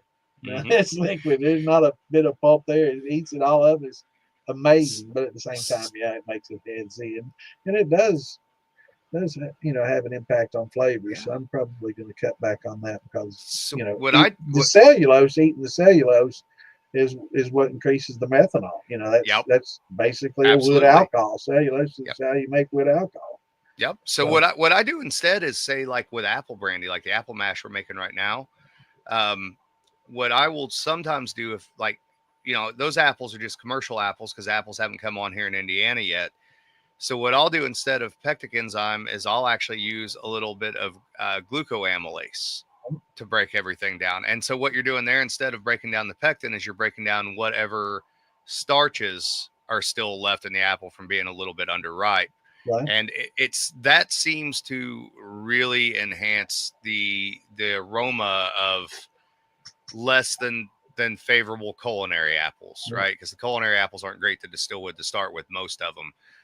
And that glucoamylase really seems to up that yeah, factor I like a using lot. glucose. I actually use that my watermelon brandy that I've got going right now that I have a little lacto on that a little earlier than I wished.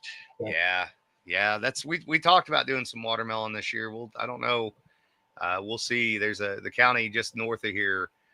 They grow a lot of watermelons. There's a place out there you can buy them for cheap, cheap, cheap. And I yeah, might. I don't know. We'll see. I don't know. It's one of those things with the distillery. Like it's at a tourist location, so I'm positive we can sell it. I just don't know. I don't know. We'll see. I've got a lot of. I'm going to have a lot of products as it is, so it might not be.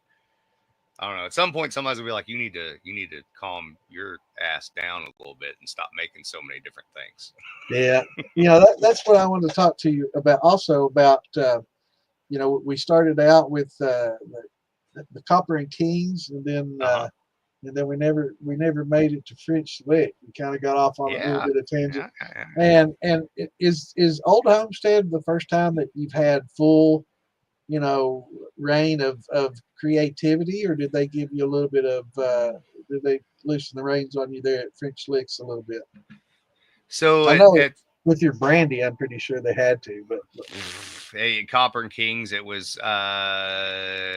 that I didn't get to make hardly any real decisions there other than if I was creating something that they asked me to create. right, That was one of the learning experiences is uh there's probably something to be said for working for people who had money in South Africa during apartheid.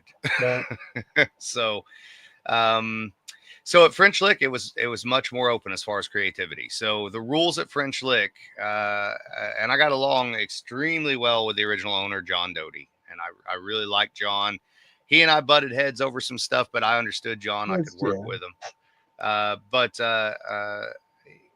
that company suffers a little bit from the second generation curse, and I hope they can find their way through it, is what I will say. But because I love that place. I tell my wife and my friends all the time, much like Jack Sparrow, I think of Spirits of French Lick as my Black Pearl.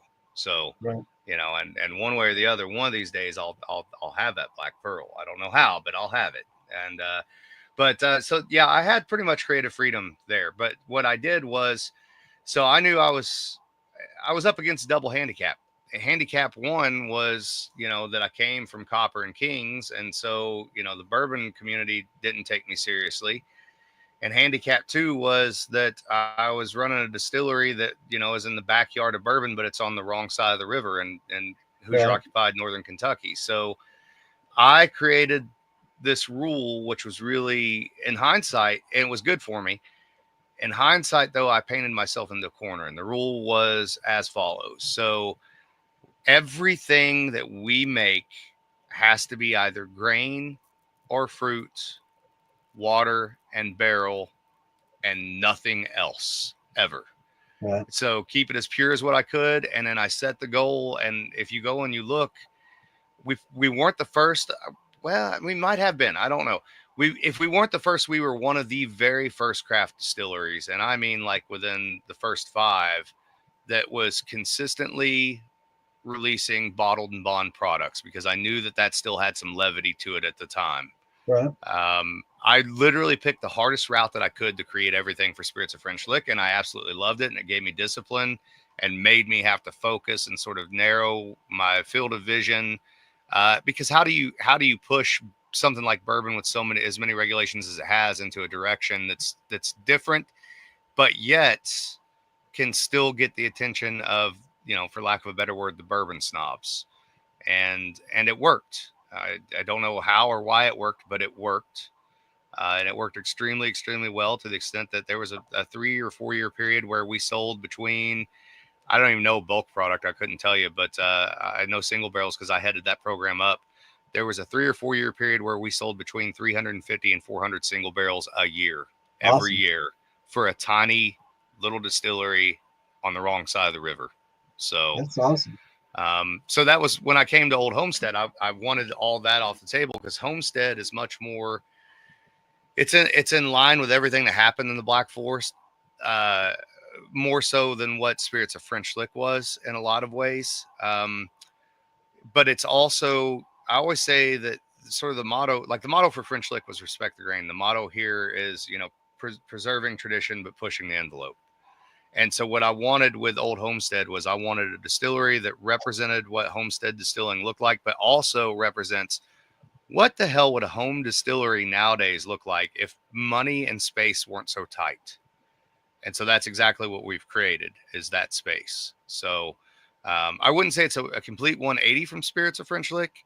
It's just, it's not the same direction. And I don't typically repeat myself. The only repeatable thing that I've carried throughout my career so far between all 3 is number 2 charred oak barrels and 1 single mash bill, which is the one that I created when I was 15, which is 60% corn, 17 wheat, 13 oats, and 10% caramel malt.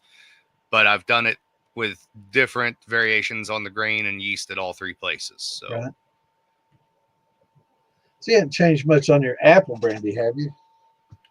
Well, I did, because the apple brandy at French Lick, I never could get them to let me do apple mash brandy. Right. So we were using commercial juice. Right.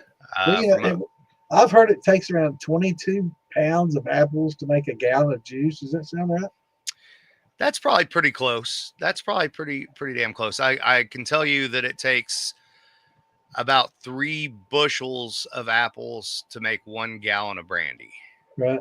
So without adding sugar, obviously. Right.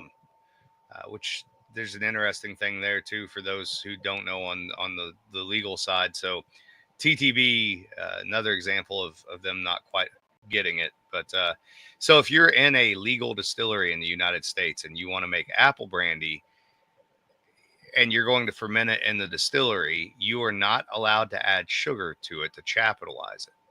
But if you go to a winery and you buy finished wine from the winery and the winery added sugar to that apple wine, you can bring that into your distillery and it's considered apple brandy. Interesting. And that's funny how that works. a weird little thing there. Yeah, Huh? little loophole. Yeah. Yeah. That's, so, and anybody with the apple, to bring up, generally for me, I get about a 1040 with apples. Now, yep. Do you just reduce that like you would a maple or a watermelon juice or anything else, and just reduce it to cook off the water to increase your gravity, or is that what you can do it that way? So the beauty of what we do is that we can run solids and everything. So I can run damn near a solid state fermentation in those barrels with very little added liquid.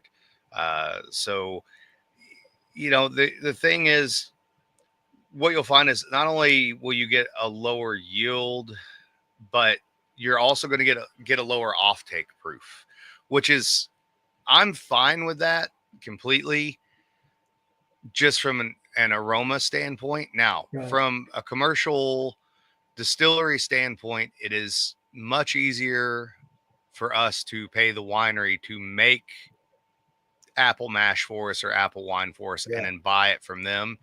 So what will probably happen, and anyone who's making apple brandy on any scale commercially, and there's not many of us, if they tell you that they're not adding sugar, they either have more money than brains, or they're not making their own apple brandy. Because as you just said, the alcohol content's really low. So my preference is, sometimes you have to make compromise, right? So what I like to do is I like to lay down some barrels that are completely non-capitalized, very, very heavily, aromatized from the apples. And then I don't mind to lay down some barrels that have also been capitalized during fermentation. And then I can blend and sort of meet the best of both worlds. And and the thing is, no one should ever feel bad about that either, because I can tell you from the myriad of accounts that I've read about Southern Indiana, almost every account of making apple mash brandy that I've ever read, and you'll find this over in northern France too. The French won't admit to it, but they do it. So they would often add sorghum or maple syrup over here in order to raise their gravity, because otherwise it's not worthwhile for even just the firewood you're going to use to run the still at the time. So it just makes it more economically feasible. It as a business decision. Sometimes you have to, make certain exceptions and for business and to get the quantity up. You got to make the root beer liqueur to pay the light bill to do the cool thing. The cool thing you want to do with the weird botanicals from your garden. That's right. Yeah. Yeah. You got to do something, and heck, a lot of people don't realize it, but there's I think, was it Rabbit Hole and some of the others, that they actually opened their distillery before their stills were even producing and did blends. Very common. Very common. It's very common to do. So there's no shame in that. It's what you got to do to make money. And we did that. We did that too for Old Homestead. So I was consulting for these guys before I ever got on over there. And so what we did is we went to this little distillery just east of Indianapolis called Moondrops. Really great little distillery. They make really nice. They do a lot of single pass bourbon. So they're running a little hybrid column pot. I think it's a 4 or 5 plate. I think they're pulling proof about 135 or so on single pass.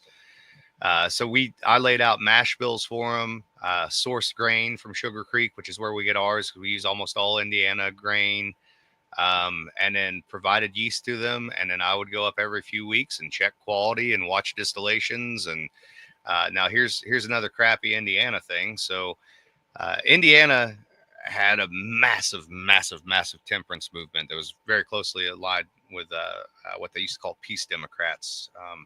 So there's still a lot of weird prohibition laws. There's a lot of anti-alcohol sort of stuff here, despite the fact that we're in the top 5 drinking states in the United States, which is crazy. Wow. That has to be per capita. Yeah, Yeah, I suggest it's probably all them northern counties up there in the wintertime is my yeah, guess. man. So, but long and short of it is with the artisan distillery bill, here's what sucks. So now I'm setting on 3 and 4 year old bourbon, American whiskey, rye whiskey, malted rye whiskey, and single malt whiskey. And because I technically didn't distill it in the distillery, I cannot bottle that and sell it to you in the tasting room Right, unless it's blended 60/40. right. Um, Well, I unless can I, think of worse problems to have, Alan. I don't Yeah, know, man, that money flow thing gets to be a, if I could just put some bourbon out there right now and get some money yeah, flow it's tough. rolling, that would be Yeah. helpful for Well, that's the sure. hardest thing. It's hard to get into the bourbon business because, the first 3 or 4 years, Yep. you're not turning anything out. Yep. Is Yep. that's why you have to really depend on, a Yeah. lot of the other, clear liquors and gins and And vodkas and, things that now, you can now straight produce and flavored. with the bourbon bubble and the overproduction and everything too, it's even worse, and it's a race to the bottom. That's why we're not. So even the bourbons that we have from Moondrops, we're probably going to modify those and make Yeah. them into American whiskeys.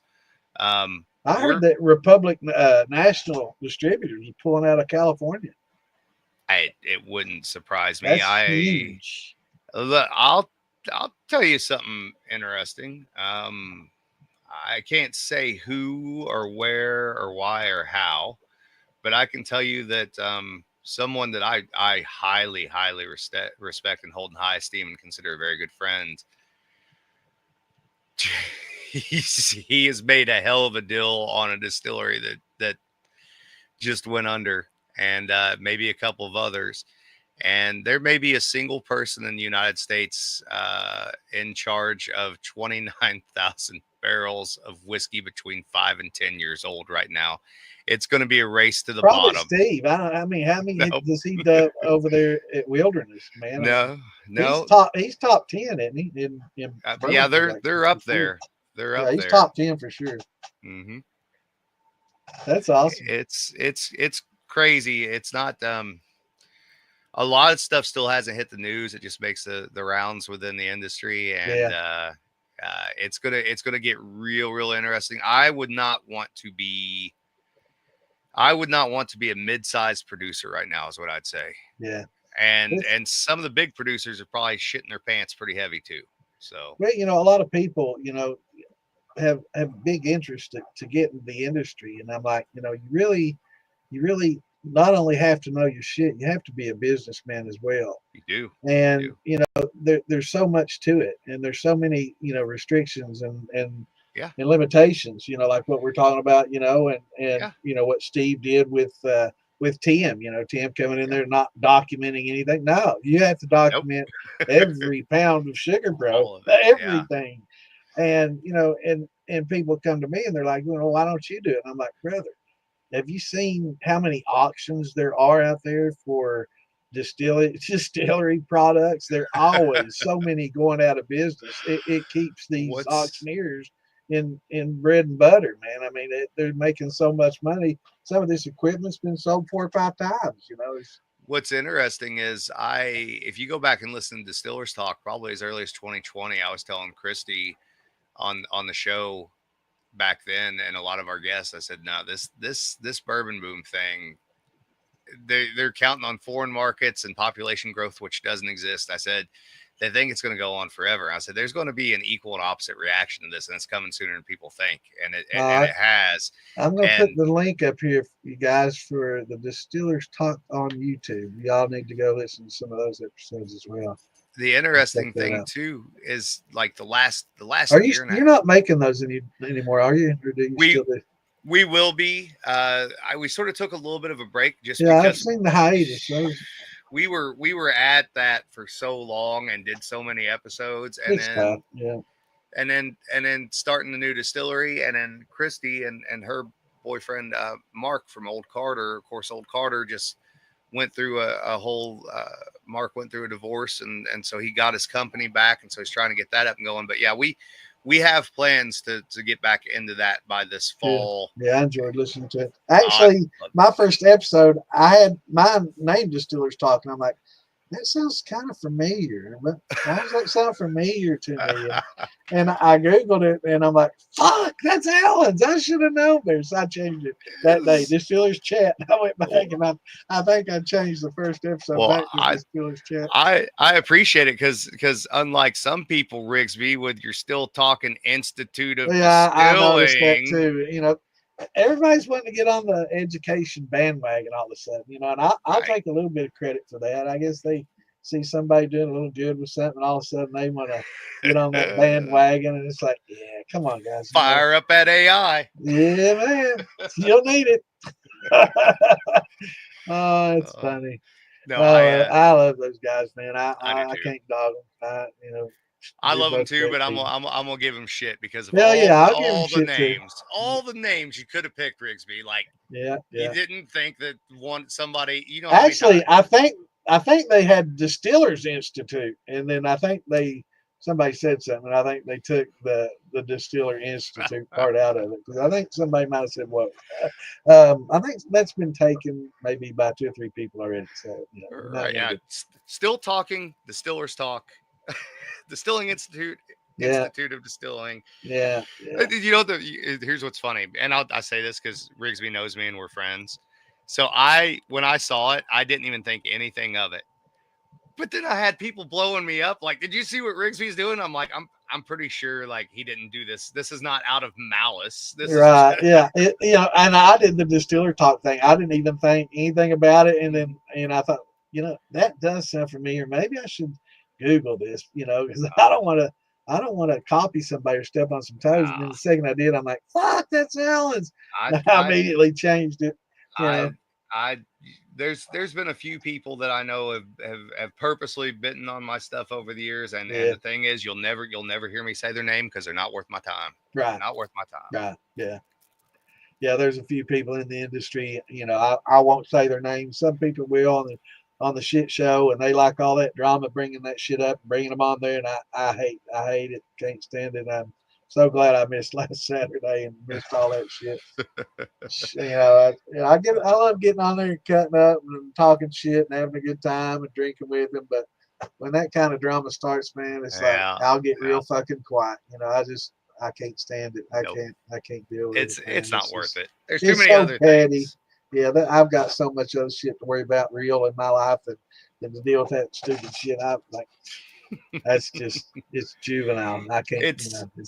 It's funny too, because it is funny. It is. You'll see a little bit of it in the legal industry, but they're a little more quiet about it. But I see it a lot with, you know, like if you have Ghosts, You Have Everything podcast, and like some of the stuff Kim does with tarot readings and stuff. Like she'll show me some of the drama or some of the things that like somebody on TikTok is saying or whatever. Right. And I told her the other day, she goes, "Well, what do you think that's about?" And I said, I think these bitches need to ride some more bicycles. That's what needs to Yeah. Go get it out of your system, man. Go get on a bicycle and get it out. Yeah. So did you replace your pedal? I did. I found me some fancy Walmart pedals. Yeah. I ain't high class. So. I saw that pedal and I got so much enjoyment out of seeing it and stuff like that. I don't know how many shins. Actually, I've got pedal marks on my shins right now. Let's get my fat ass leg up here. Yeah, I see that. Pedal mark right on my shin. And I thought about that immediately. I'm like, yeah, look them up. Yep. It's I've enjoyed the bicycle thing to go along with the distillery and all that stuff. It's I don't know. I think here's the thing I'll say to people that I think that maybe your audience will appreciate in a way. So I love distilling and I love the distilling industry, but the distilling industry doesn't necessarily love anyone, and it's not necessarily always an easy or fun industry, because there's a lot that goes into it that people don't realize or they don't see. And I'm not talking like physical labor. I'm talking about stress and drama. Yeah. And then there's also a lot of me and Eric call it like our wives are distillery widows. You know what I Right, mean? Because right. you're busy doing these things that you have to do. And so there's a lot of like, it's easy to find escapism because you're around alcohol all the time. And I've never ever had a problem setting down a bottle and not drinking. I have a problem putting down cigarettes for sure, but Yeah, that thing, about the industry, it can consume you just as quickly it as you can it, consume it. it Yeah, can. And for the fact that I didn't have any problems, haven't had any problems, never been in any trouble when it comes to drinking or anything like that. I drank a lot the last 12 years, and right, it was enough that I needed to find something like the bicycle to instead of putting my drama into that bottle and then into the public sphere, I needed to be able to get into my head in a different way and get that shit out of me. And there ain't nothing right. better than thinking about whatever assholes made you mad when you're pedaling up a hill. You know Yeah. what I mean? Just get it out of your system and Hot do it. tubs are a lot easier, though. They are. But see, then the hot tub leads to, well, you know that bottle of bourbon, Yeah, right? yeah, well, yeah. The wine and brandies Right. come out. Yeah. Yeah, yeah. I guess that's right. Yep. Yep. So I trying to back off that a little bit. I still love to drink. Don't get me wrong, and I always Yeah. will. I'll Well, never. we have to, kind of take care Yeah. of our bodies and ourselves, and spiritually, physically, and maintain our chi, Right. and take care of ourselves. So I've got to the point where I was drinking. I quit for a long time. I quit drinking for a long time. I was making wine and distilling and not even drinking it, and just giving it away. And Yeah. Yeah. and just because I enjoyed doing it. But Yeah. now I'm back to sip a bit every once in a while. Well, I'll tell you what. I like I said, I love to drink, and I'll go back to it here before too long to some degree. I also need to reset my palate a little bit. I think that that's an important thing. Yeah. Your palate's your main instrument with distilling and your nose. I have So did you get any issues? Did you get COVID or have any issues with palate after getting COVID? Because mine went to shit. I got COVID. My palate was fucking gone to shit for a few years. I was lucky. I only really had problems with my palate for about 2 weeks, and I will tell you, the way that I reset mine was literally by drinking absinthe until absinthe tasted Right. right. That's exactly what I did. But there was about a 2 week period where even like bourbon out of a barrel, like I couldn't have done a blend if I wanted to, because to me it all tasted a little bit like cardboard and a little metallic, and Right. I couldn't do it. But now I know some people who are in the industry who still don't have their sense of smell back. Well, I lost mine for a while. Yeah. The tasting and smelling, because a lot of it for me is smelling, Yeah. and the olfactory, putting things together, and I've never was really a very good palate to begin with. I never had a sophisticated palate to begin with, but probably years of drinking. But after COVID, I mean, I used to be able to smell when Ann was making me some Kool-Aid upstairs. I could smell it in the air down here in the basement. But after Right. COVID, it's like, it really affected me for a couple of years. It Mhm. impacted me not as bad as like the first 6 months, but yeah, it definitely impacted me as far as tasting my wines and being able to Yeah. get the notes and stuff. I just wasn't getting it. I grew up with so many sinus problems and stuff. I think a Yeah, lot I of get time, that too. a lot of Allergies. times my I think I've probably found ways to compensate for it over the years. Is my guess. Growing up raising tobacco and all that stuff, and being around it all the time, being in the All that middle of it. mold and stuff. Yeah. Yep. Yeah. And so I think I found ways to compensate for it over time. And considering that I smoke, I actually years ago I did a class with Nancy Fraley, who's insanely talented, and I was sick at the time, and of course I smoke, so I walked outside to go smoke a cigarette, and she's like, you really shouldn't do that. And we didn't know each other real well at the time. Now we know each other pretty decent, and Right. so she had her sensory kit there, and so we were doing blinds, and she goes, well, I can't remember how she said it. She said, I bet you can't pick up on this or name what this is with your smoking and that sinus thing. And I was like, I bet you money I can. And I matched her 1 for 1 across the board in that class. So Awesome. I figured out either there's something genetically predisposed or I figured out a way to cope with it over the years. One of the two. Well, I can say that when I gave up smoking, I definitely, my nose became much Yep. better, at smelling things and food, flavors of food and everything was much more enhanced. I think that is as much as gaining weight after you quit smoking is just everything tastes so much better, Mm-hmm. and I never realized how I smelled to other people. Because I mean, I Right. smoked since I was like 12, 13 years old, right? Yeah. And I never quite realized how I smelled to other people until I quit smoking. And then I was around, family members and friends and stuff that smoke. And I'm like, man, you need to Right. wash those fucking clothes. When's the last time you washed those? Like, what are you Yep. talking about? These are fresh. And I'm like, man, these Yeah. smell like it's, a cigarette. It just, I Yep. couldn't believe it. And then I'm like, that's what I smelled like, from all those years, and Yeah. so give it up, Alan. You gotta, Oh, I quit it's cold turkey on my daughter's birthday 9 years ago, on her mhm. 12th, yeah, 9 years ago. it's And it's on almost, the list. It's on the list. It's so I gave up as I tell my wife all the time, it's one thing at a time, just like one piece at a time, right? So I don't do pork anymore. Every once in a while I'll have a piece of sausage or piece of bacon, not because of health issue. Well, that's a lie. I got gout and I don't ever want gout again. right? I So love pork. I'll never give up bacon oh and man, I sausage can't. and pork. Dude, there was not. It was for me. That was the most embarrassing thing ever. Like I had it so bad, I had to call my wife to come get me from work, and I Wow. thought, you fat ass, like this is your, like this is the thing that puts you down. It's That's your kryptonite. Yeah. your swollen big toe is the thing that did it. Yeah. Yeah. You know. Yeah. So I've got to have, I got to have my pork, even though I had chronic colitis and had to have my, uh, had a colonoscopy and had that removed and had what is it,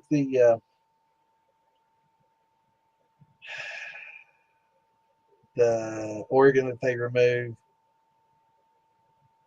when you have colitis.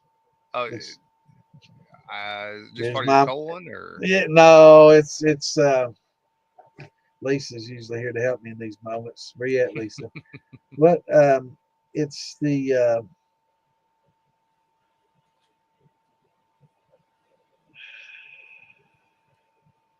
fucking, I'm gonna have to get on there and Google. Damn, my mind is going now. I'm starting to lose it, brother. Uh,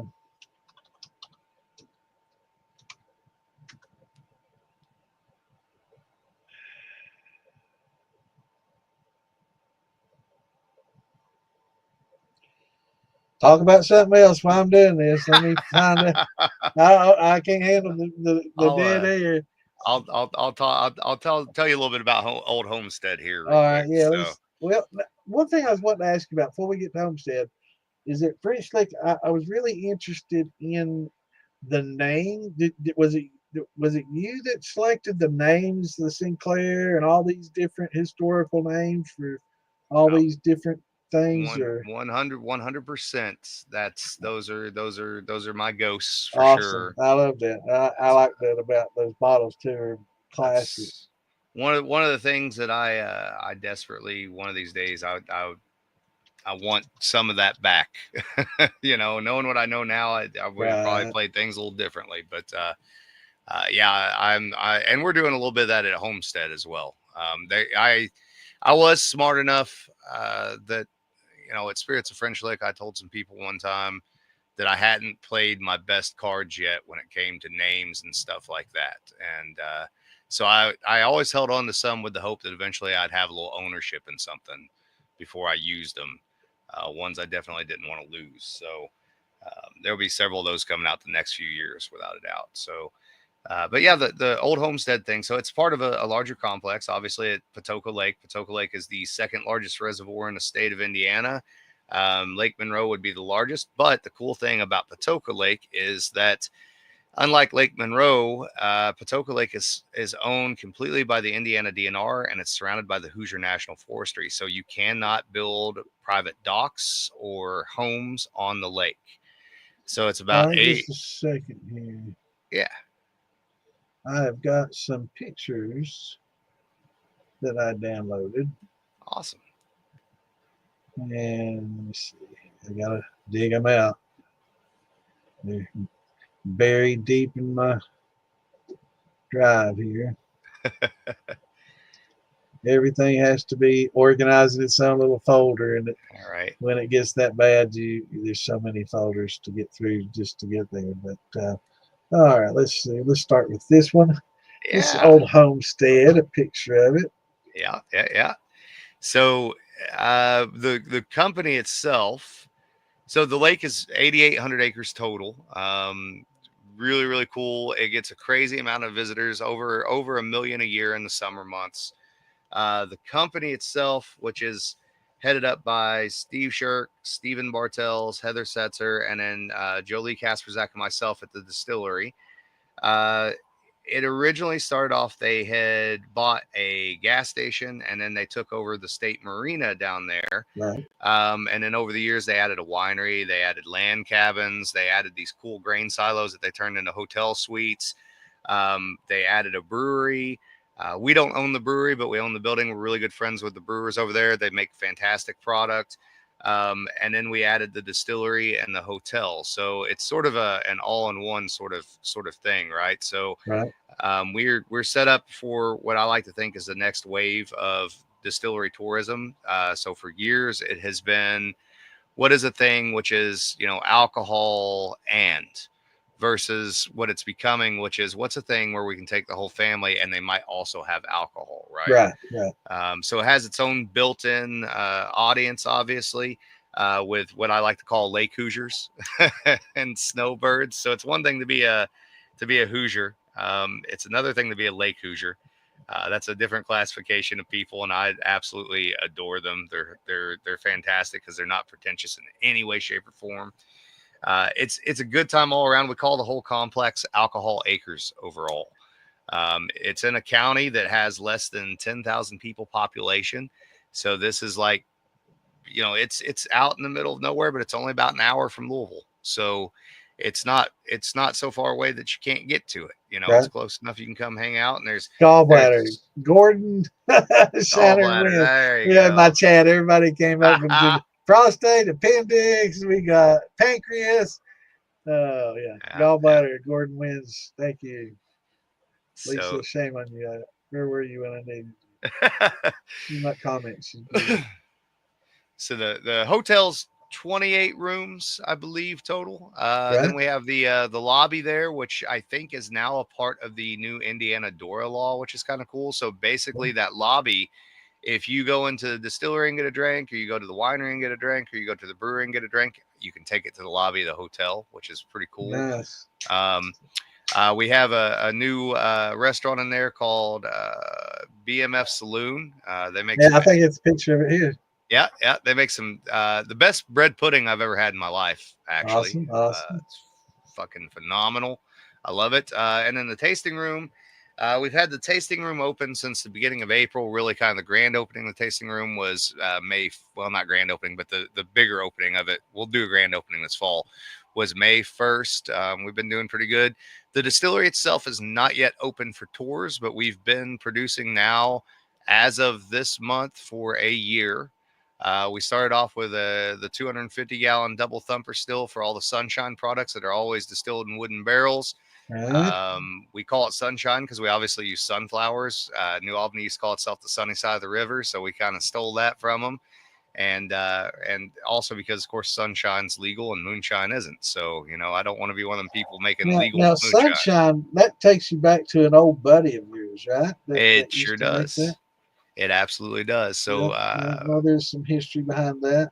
Yeah, one of my best friends in the entire world, my brother Moonshine Mike Stallings. He for those who don't know Moonshine Mike, I give you an indication of how cool he was. So he was originally from Shoals, Indiana. I think they left there when he was about 5 and went up to Michigan. When he's about 16, I believe he hit the road traveling and following the Grateful Dead. Ended up in California. At some point in time, he and his buddy were coming back through Estill County, Kentucky, and their car broke down, and he just never left. That's And cool. started moonshining. He knew Donnie Benton. He had Donnie build him a still. Matter of fact, I have that still. I'll tell you about that here in a second. So Mike was never really an all grain whiskey maker. He was a sugar shine guy, and there ain't Right. nothing wrong with that at all. Well, And most of it started out with cornmeal and sugar, just a yeah, thin mash, and that was it pretty that's much. it. Yeah. But we got to know each other through social media pretty well. And then we figured out he was from Indiana, and he started inviting me to come down and hang out. And he's actually really good friends with Tyler Childers. There's some funny stories there, but they're probably not Right. fit for public consumption Right. There necessarily. might be some stories that I can't really mention either, but Yeah. I may have met him at, and some of the things that we were doing. Yeah, we can talk about those things. Well, there was a festival down there a few years back that Mike invited Hell's Half Acre to, which was my old reenactment group. And so I took my dad and my buddy DJ, and that's actually where I met Christy Atkinson at. She was just randomly in Really the crowd of this Moonshine Festival. cool. And so this was a music festival out in this holler out there. And Rick Gibson was there, and a bunch of guys out there for this thing. And Mike had said, "Well, we just want you to come and do like a mash in or whatever." And then Rick got invited, and then somehow, and this was when Rick was doing that stainless hexagonal Tennessee thumper, if anybody remembers that. He brought that down there, and so we were set up down by the second stage, where people just kind of wander through from time to time, pretty chilled, pretty laid back. And then somehow by the end of the day, I went from teaching people how to mash in to full on running this illicit still and teaching a class on the main stage. Right. And I'm not sure if that was Mike's idea or if that was Rick's idea. It doesn't matter. I don't guess, but Only in Eastern Kentucky can you get yeah. by with that kind of Oh, thing. it was a good time. And that place was so cool, man. It was, It is. you'd walk through there, and I'll never forget this. So my daughter was with us, and she was little at the time. And everybody watched out for everybody's kids and everything. A lot of the hippie crowd. But you'd walk through a certain area, and there'd be like people with their blanket out with all kinds of different drugs for sale or trade. There was an old man that pulled up in a camper with a camper truck, and he backed up, and he just had stacks of mason jars of all types of liquor just for open Awesome. sale. But anyways, Mike and I got to where we'd talk about spirituality and stuff, and we talk about distilling a lot. And I would send him yeast strains and stuff like that. Like he had the Spring Mill yeast strain that he was using there before he passed away, and we would trade recipes back and forth. And we'd never copy each other. So if he told me something, I'd change it a little bit, or if I told him something, he'd change it, and then we'd share it. So he had gotten diagnosed with leukemia, and he had been in the hospital, I believe, most of the summer, and he'd gone into remission, gotten out, and he called me. He said, "Well, I'm gonna mash in. I haven't mashed in anything for a while." And I was like, "Well, what are you gonna do?" And he goes, "I got like a half a bag of sunflower seeds we were feeding the birds out here." And I thought, "You what now? You're gonna do sunflower seeds?" He goes, "Yeah, I will do sunflower seeds." I said, "Okay." So he did it, and he I don't even think he ground the sunflower seeds. I think he threw them in their hole. Of course, it would Yeah. have extracted the oil, and I tasted it, and it was good. There wasn't nothing wrong with it. It was enough to get me interested, and so I thought, all right, now how can I get, like, when you eat a sunflower seed, how can I get some of that flavor? And I thought, well, maybe if I germinate them, I can get some of that nuttiness. So I started by doing that, and that worked okay, but it was too grassy. And then I thought, well, maybe I can toast these things. So I Right. germinated them and toasted them, and that's how we ended up with the sunshine. And that's 100% a tribute to Moonshine Mike Stallings. Some Uh, malted sunflower. yeah, malted roasted sunflowers, man. We hand malt them. That's the thing about all the sunshine spirits. They're sugar shines, but they are highly intensive because there's not a single one of them that we'll ever release that does not have some kind of modified grain that we have modified ourselves in it. Right. Every single one of them will either have something roasted or toasted or smoked or something like that we've done ourselves. actually do that on an old an old pizza oven. That they had a set of them when they closed the restaurant at French Lick. They're going to take them to the dump, and I saw them sitting over there, and I said, "You going to throw those in the dump?" They're like, "Yeah." I'm like, "The hell you are!" No, So there's one in my front yard we use to make pizza, and there's one at work that we use to roast sunflowers. Gas. So, and then Electric is electric or gas? it was originally gas. So what we do is we actually I use charcoal. That's what I use, and I just put it on like a baking sheet, put it on the bottom rack, Yeah. throw it in there, and then put the seeds on the baking sheet above that, and Yeah. get I used to smoke stuff in a vending machine. Oh yeah. Yeah. Oh yeah. So we've got I'll tell you about the other stills there at the homestead and some of the stuff we're doing here shortly, but I do have a still that Mike built. I've got a 7-gallon that's in my tasting room that he built for me. I traded him 7 gallons of aged liquor for a 7-gallon still. And then that was a deal. Yeah. I bet you treasure that thing, man. I do. Actually, that was the one that I carried with me in the woods for that year I was telling you about when I was out there wild fermenting stuff. Right. And then I have when he was sick the last time and he was in the hospital, I went to go see him. He had told me on the phone, he goes, "I got something I want to give you," and I told him not to worry about that and everything. I just want to come see him, so I went down and hung out with him for a while. And he was also an artist, actually an amazing artist. Another thing I should mention is he's an eclectic kind of guy, wasn't he? He was a musician. He was a great musician. Yeah. He actually, his buddies put out a record with him from that they recorded when they were in the hospital.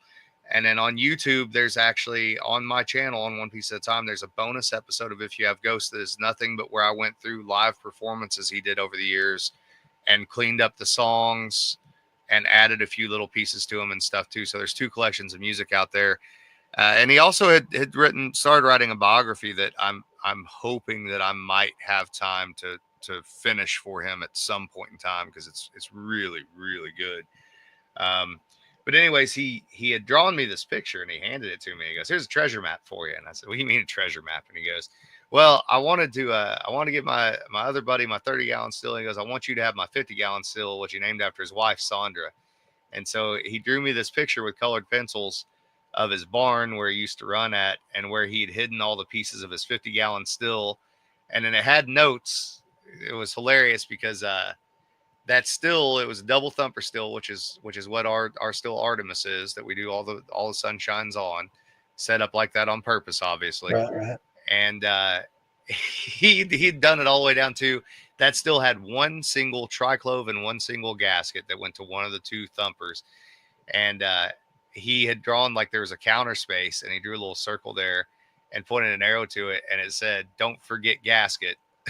And for some reason that always sticks out to me. I don't know why.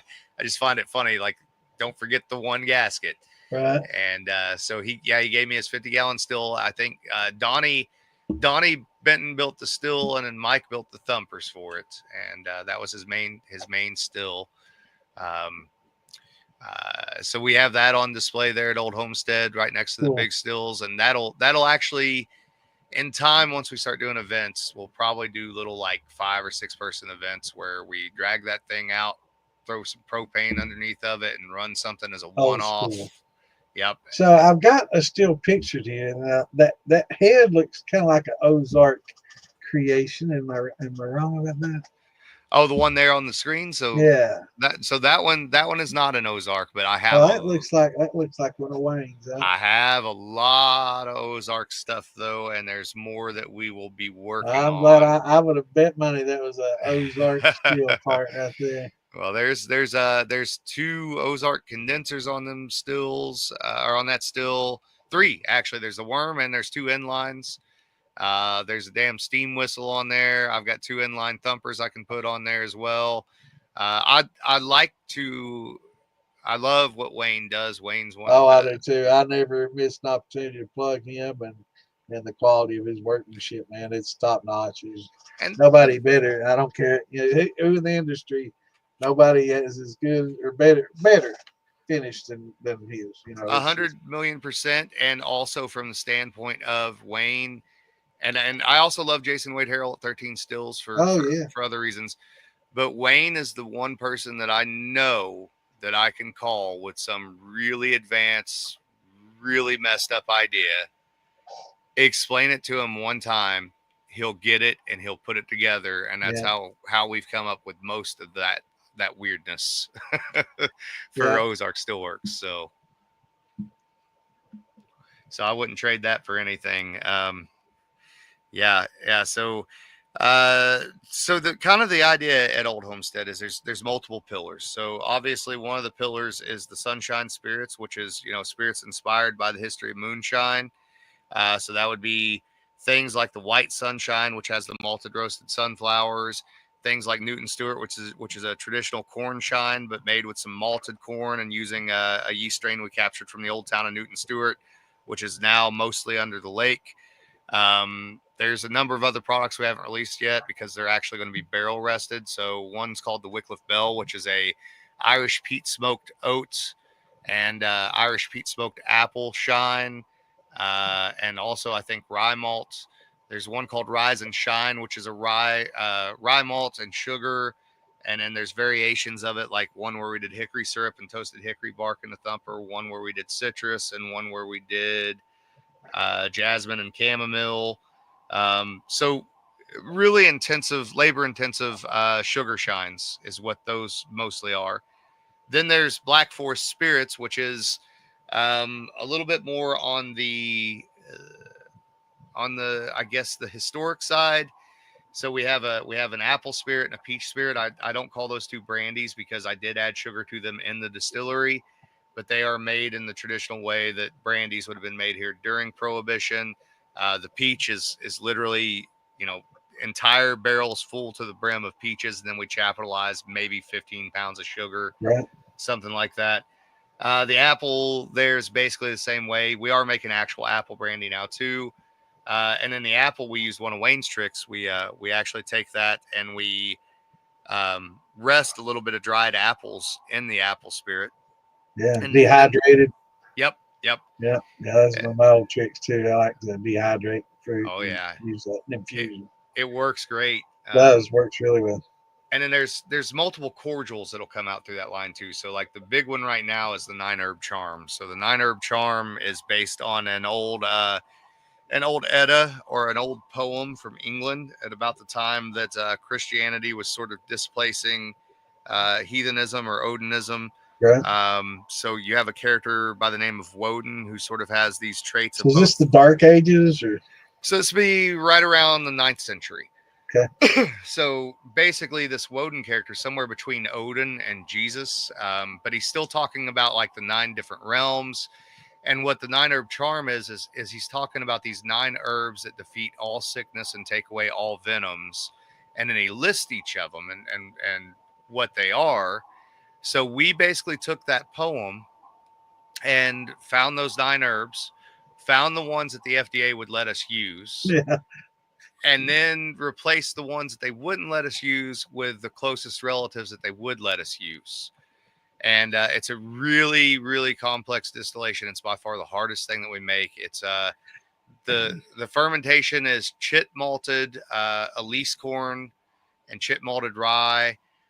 So when I say chit malted, all you're doing is you're letting it break open, and then you are arresting the development so that it doesn't continue to turn into full on malt, and you're allowing it to grow some bacteria.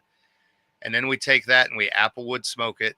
That goes into the mash with some sugar. Some of the botanicals go in there. Some go in the still when we distill. Some go in the thumper while we distill. We collect that, take about half of that volume, and then color it with botanicals, add it back together, and then we make an herbal sweetened tea that we proof it down with. Awesome. That sounds Um, really good. it is very, So very good. what's the flavor like? So the main botanical, and this is so funny. So first and foremost, 2 years ago, if you did a botanical spirit like that, no one would have cared. And now that's the most popular thing we have. We're selling the hell out of it. Of course, it's the hardest thing I have to make. So I don't know how I'm gonna keep up with it, but I'm gonna figure it out. Um, the main flavor that really comes to the forefront, but people can never put their finger on it until I tell them, is horehound. Hmm. And people people may not even realize it, but they love Horehound because they grew up with that flavor. Horehound candy, yeah. Yep, Horehound candy and Ricola cough drops and all that stuff, right? And it's also a flavor in root beer quite often. Right. So they're familiar with it. They just can't quite put their finger on it. It sets about 70 proof or so. I think with the sugar added, it's about 30 bricks. So it's not like crazy, crazy sweet, but it's fairly sweet.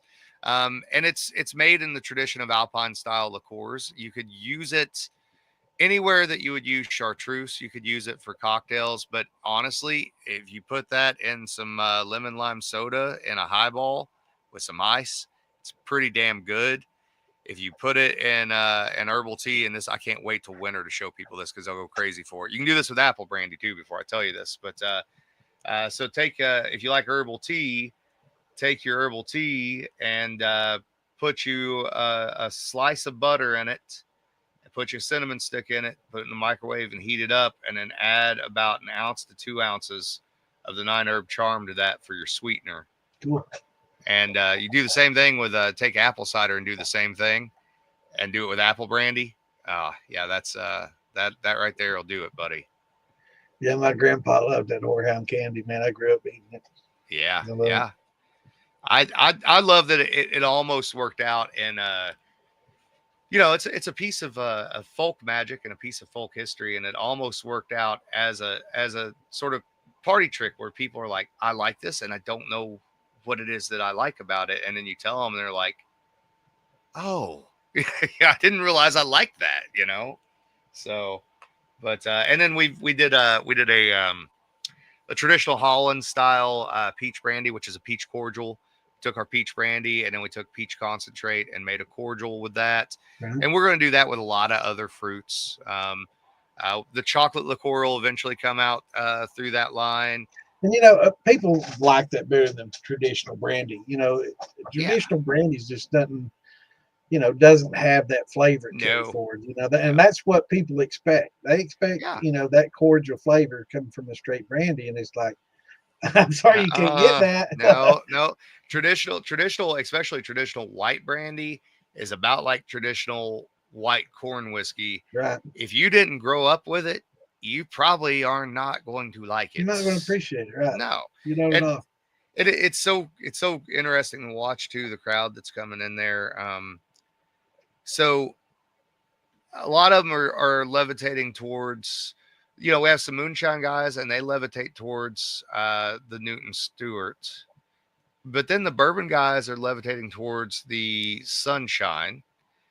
Cool. And then the we do have these, there's these old timers in the area. There's a long tradition of moonshining in that area of Crawford County. There were legal distilleries there in the 1800s, but not in that particular part of Crawford County. Yep.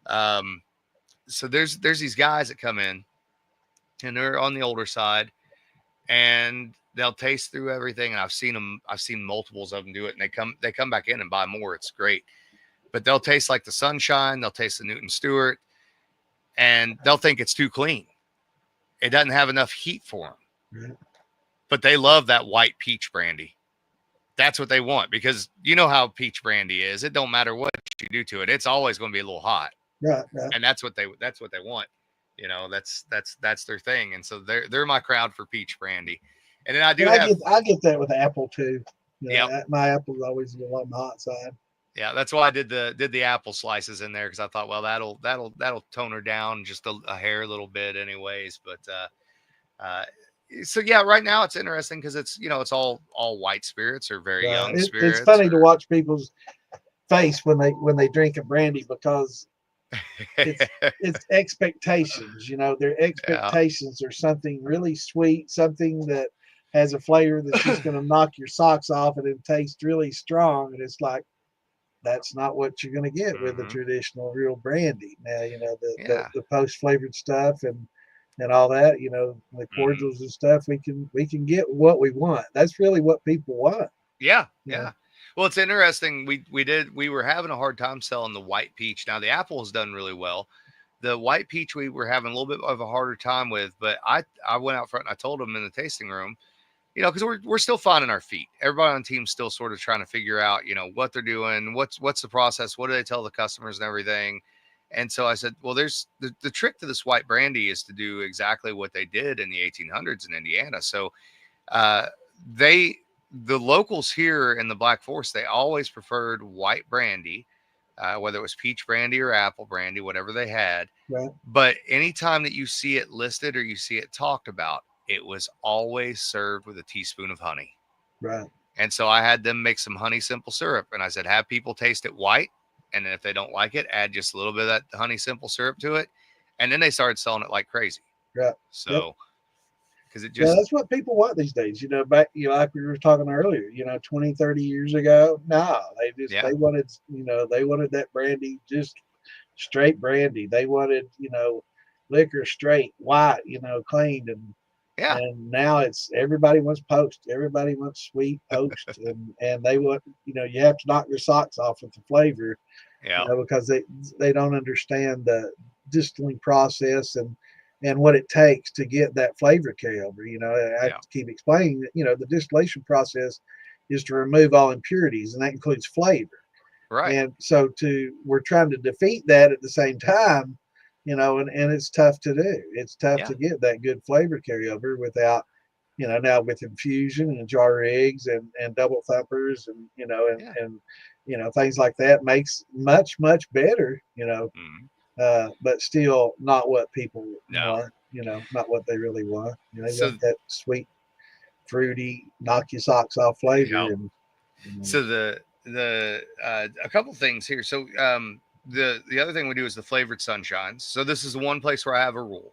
So the flavored sunshines are very sweet, and they're done like that on purpose because they're intended to be mixers, right? So right, right, say you have somebody that comes in there that likes mildly sweet stuff but don't like overly sweet stuff, and there was somebody that likes the overly sweet stuff. Well, then you buy a bottle of the white sunshine and a bottle of the flavor, and you can mix it however you want it. Or you can add these flavored sunshines, like we have a black cherry. If you drop it in some Coca-Cola, it tastes exactly like a cherry Coke. It's phenomenal. right, So there's that. But then the other two main pillars are rye whiskey, because rye still has a lot of room left in the market where it can actually grow and do something. right, There will be some other spirits too. There will be some agave spirits and things of that nature. And then obviously aged apple brandy, aged peach brandy. And then the big pillar is American whiskey. So with American whiskey is an interesting category by the TTB standards. So right. much like rye whiskey, as long as you don't use the term straight or bonded, you can do up to 2. You have a lot of flexibility. Yeah, Yep, you can do up to 2.5% harmless flavoring or coloring. Now, what's interesting is the TTB presumes by their rules that if you're going to do coloring or flavoring, you're going to do it post distillation, but they do not write it into their rules that you cannot do it during distillation. right, The only thing you can't do is, say, use fruit in the fermentation or something like that.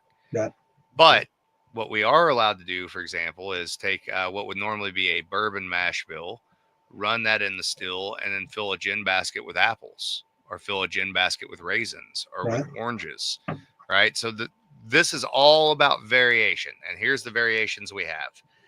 So we have anywhere between 4 and 8 different yeast strains, all of which we produce ourselves, all of which taste differently.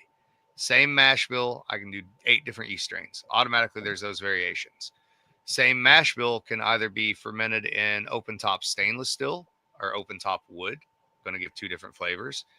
And then I can either go from the stainless still over to the 500-gallon stripping still, do a strip and a double on the 250-gallon pot still. Or I can go from the wood and go over to the 250-gallon pot double thumper and either add things to the thumpers or not add things to the thumpers and do a single pass at 140 proof. Or I can go from the wood and go to the other 250-gallon pot with the 4-plate column and pull off between 120 up to 140 proof. And then I'm not proofing it down because I don't have to be below 125 to be an American whiskey. So I'm going directly from the still into the barrel. And because not every batch produces, say, 2 full barrels, my proofs vary in the barrel anywhere from, say, 119 upwards to 155. right, And then we track every single variable for every single batch on the barrel. So that way, when people want to come in and do single barrels, now they can be as picky as they ever possibly wanted to be. And it's not a problem for bulk product because pot stills aren't consistent anyways. You get your consistency from your blending. So now I have all these cool colors to blend products out of. And I don't know of anybody else approaching distillation that way on that Right. scale. Right. So Interesting. I'm pretty excited. We're doing some single malt and stuff too, but I think single malt whiskey is that's going to be a very niche category See, for the that's United something that I've States. never done. I've done Mhm. like just straight corn, Yep. and but I've never done just a straight single any other grain, like an all rye, Oh yeah. or an all barley. I've never done a single malt. I've never done just a single grain other than Yep. corn. I've always done mixes. So I've done a lot of them.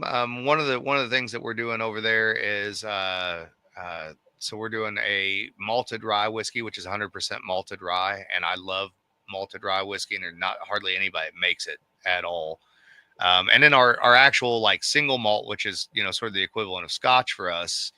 What we did was again all Indiana grown grain, and then my buddy Caleb up at Sugar Creek, he owns the only I hope I'm saying this right, sign house in the United States. So a sign house is basically a malting house where you also kiln dry and smoke your grain. So we are using beechwood smoked and alderwood smoked and sometimes cedar smoked. Is that spelled with a HAUSE? The old traditional way. Is this your double?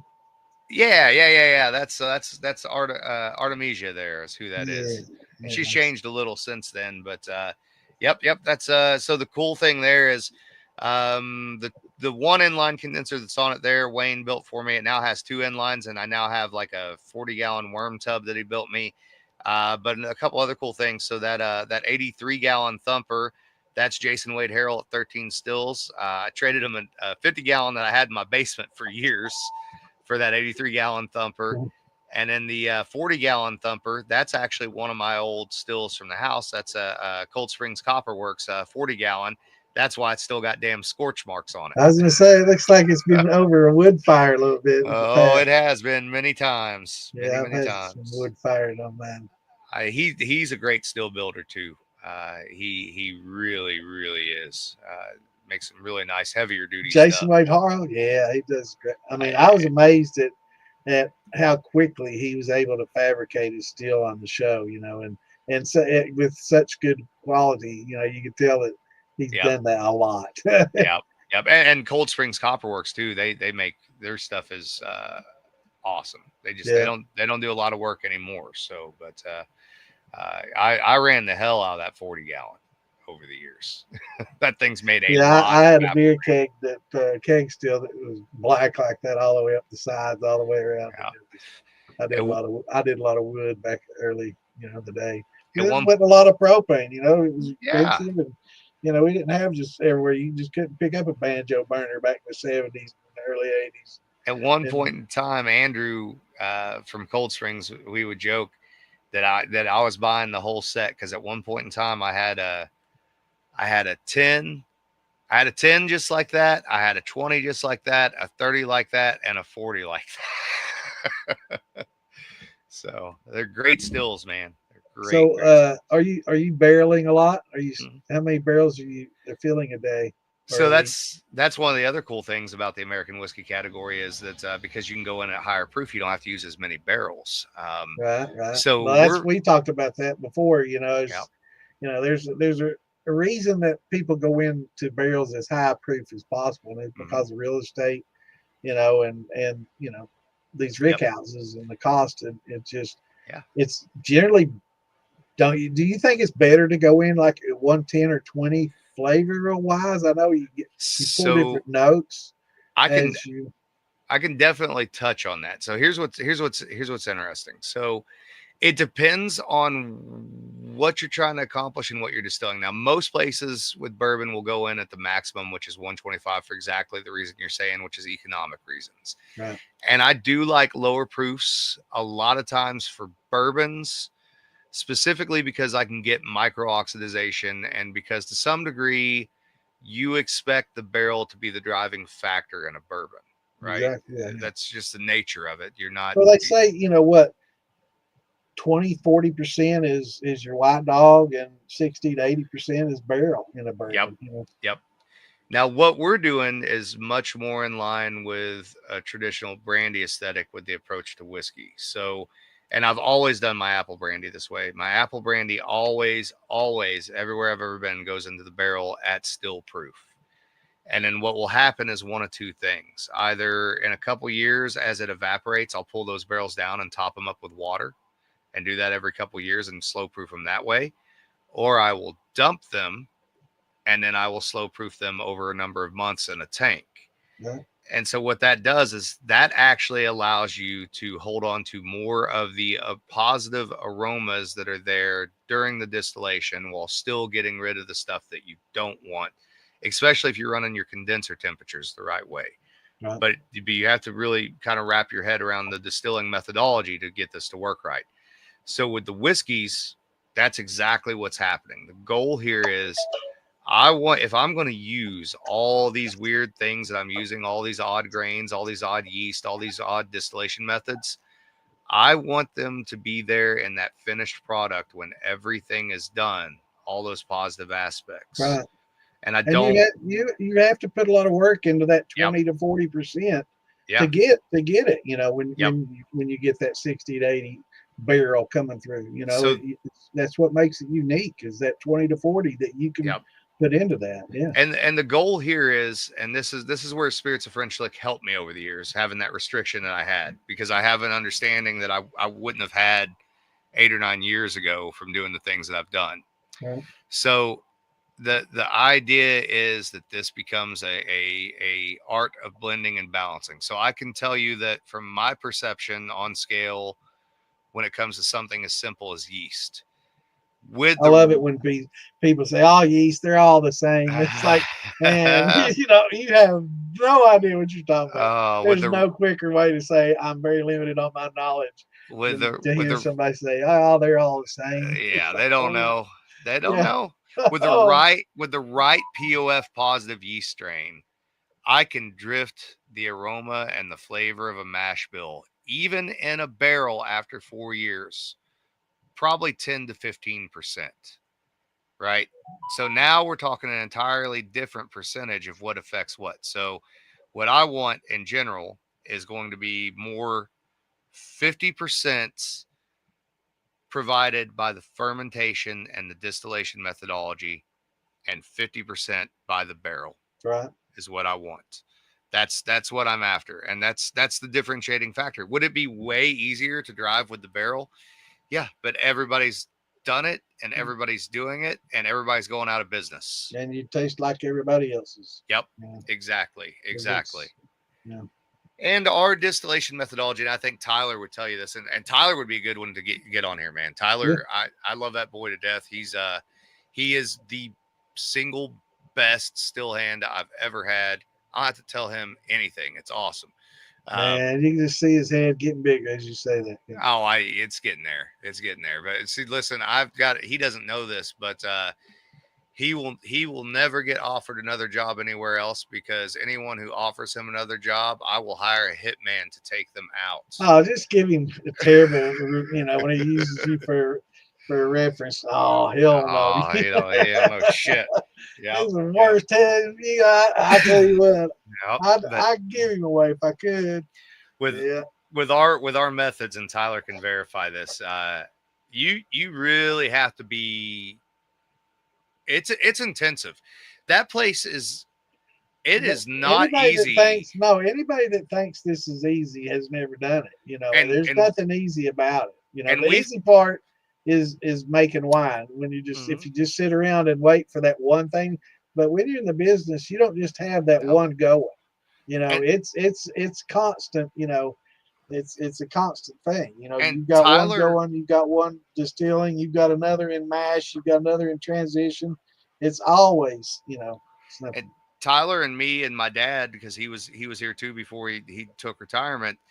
We've taken that to the nth degree with this place. Like Well, I've there heard about old Dale Bishop yeah, taking his retirement. He's he'll be coming back part time here shortly. that's good. I read it But into that. I heard that yeah, just a while yeah, back. Everybody's yeah. missing Dale. He had to have a hip replacement, and my mom was having some health problems, so he's mostly sitting around in his underwear watching the Andy Griffith Show and Matlock. I think Hopefully he's watching this right now. But I will tell you, you know, hip replacement surgeries come along so much. oh You know, yeah, back 40 years ago when I was young and my grandmother had it, you know, they gave her like 4 or 5 years. After you have that done, you just don't have that much more time. You know, it's like, right. yeah, you know, nowadays it's, you know, it's not Yeah, a big deal. and no big It's, deal. yeah, He was up and moving quick. It didn't take him long at all. yeah, they've come a long way. But we could have set this place up to run very easily, and we purposefully chose not to. Um, which, you know, maybe 10 years down the road, I look back on it and go, you idiot. So masochistic or what? Right. Punishing myself. Why did I just bring in the whips and beat my back while I was doing This it? You is know, this is how you get to the point where one day you're like, you know what? I own enough of this that I don't have to be here every day. right? You Yeah, know? So, but we love it, and it's a lot of fun, and I want to do it that way. It's important to me. People appreciate that, and I like to speak with authenticity about the things yeah. that I'm doing. I mean, you have So, to put your heart in every bottle, or it's just another bottle. mhm. You know, there's plenty of bottles on the shelf. You Now know, here's something else crazy for you, man. I never thought I'd say this. So you know, for years it was no secret that I was a home distiller. I was a proud home distiller. It was all over YouTube, all over Facebook. yep, yep. You know, I had to take a lot of my process videos down when I went to Old Homestead and get away from that because I become an owner, right? Allegedly, I was a home distiller, right? That's the case when you become an owner in something. And the cool thing about Old Homestead is that my desire and want to do the distilling at home for spirits alcohol is not really there anymore because it's being met at Old Right. Yeah, you Homestead. can do it right there. You know, Yeah, and I never had that before. And so that's why I have time to ride a bicycle or like the thing I'm playing around or with do a now. podcast. I'm so glad we Yeah. were able to get you pinned Yeah. down because I know you got a lot going on, man. You Mhm. got lot of oars in the water. You know, a lot I of things happening. started playing with I am doing a little distilling on the side now at home. I started playing around with perfumes and essential oils. That's something I've wanted to do for a long time. It's another part of the art of alchemy, and you know what? It doesn't involve distilling alcohol, Right. and They use that little Vevor pot for that little football.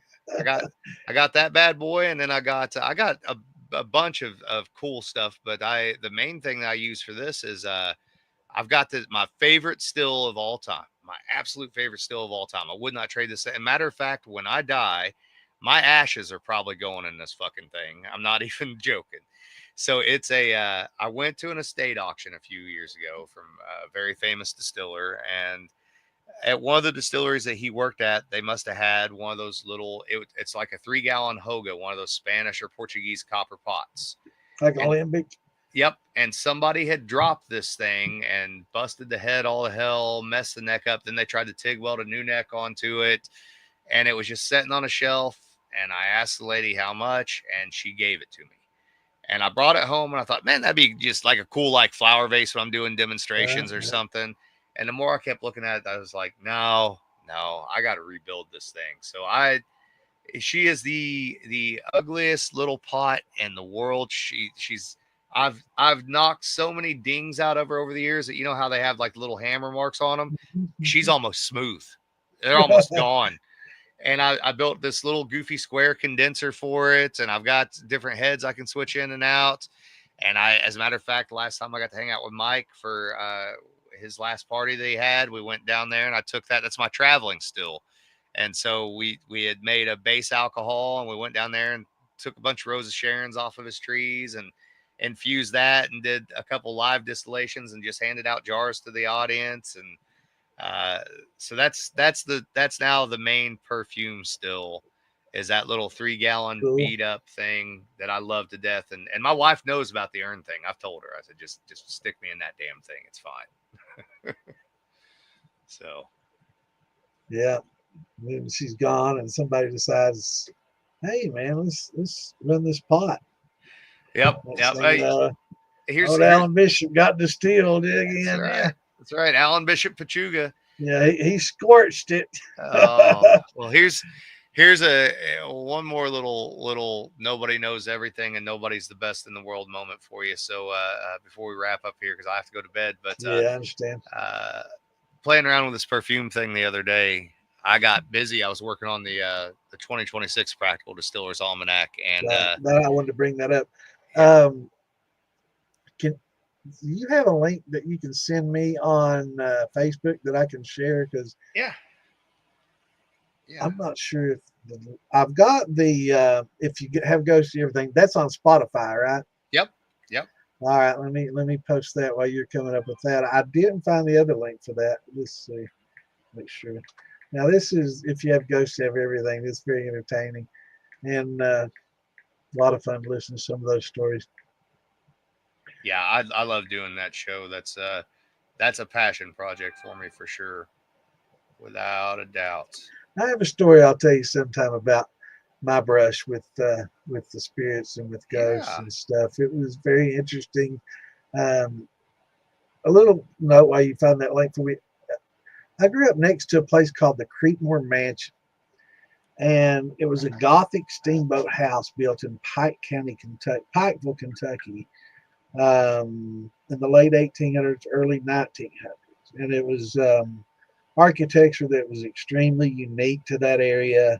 It was a crime that they allowed them to tear it down just here recently. The college bought it and tore it down, but it was right next to our house, and it being a Gothic architecture, of course, it became a haunted house. But the Creekmores that lived there, they had a daughter named Geraldine, and she was an albino, and she was born with a lot of disabilities. Let's just put it that way. And she wasn't able to speak, and she was really pale, and she had red eyes, and it was just the scariest thing to be around when you're a child, you know. Right. And she would come out there, and you know, my house faced right at theirs, and she'd come out there and she'd, you know, speak, you know, in her own way. Hi, you know, you couldn't understand her, but you know. And at night, I would look out my window and I'd see her looking right at my damn house in my window, and she'd be, she'd see me, and I'd be like, oh no, I'd freak out, you know. And one day she snuck up behind me and bit me.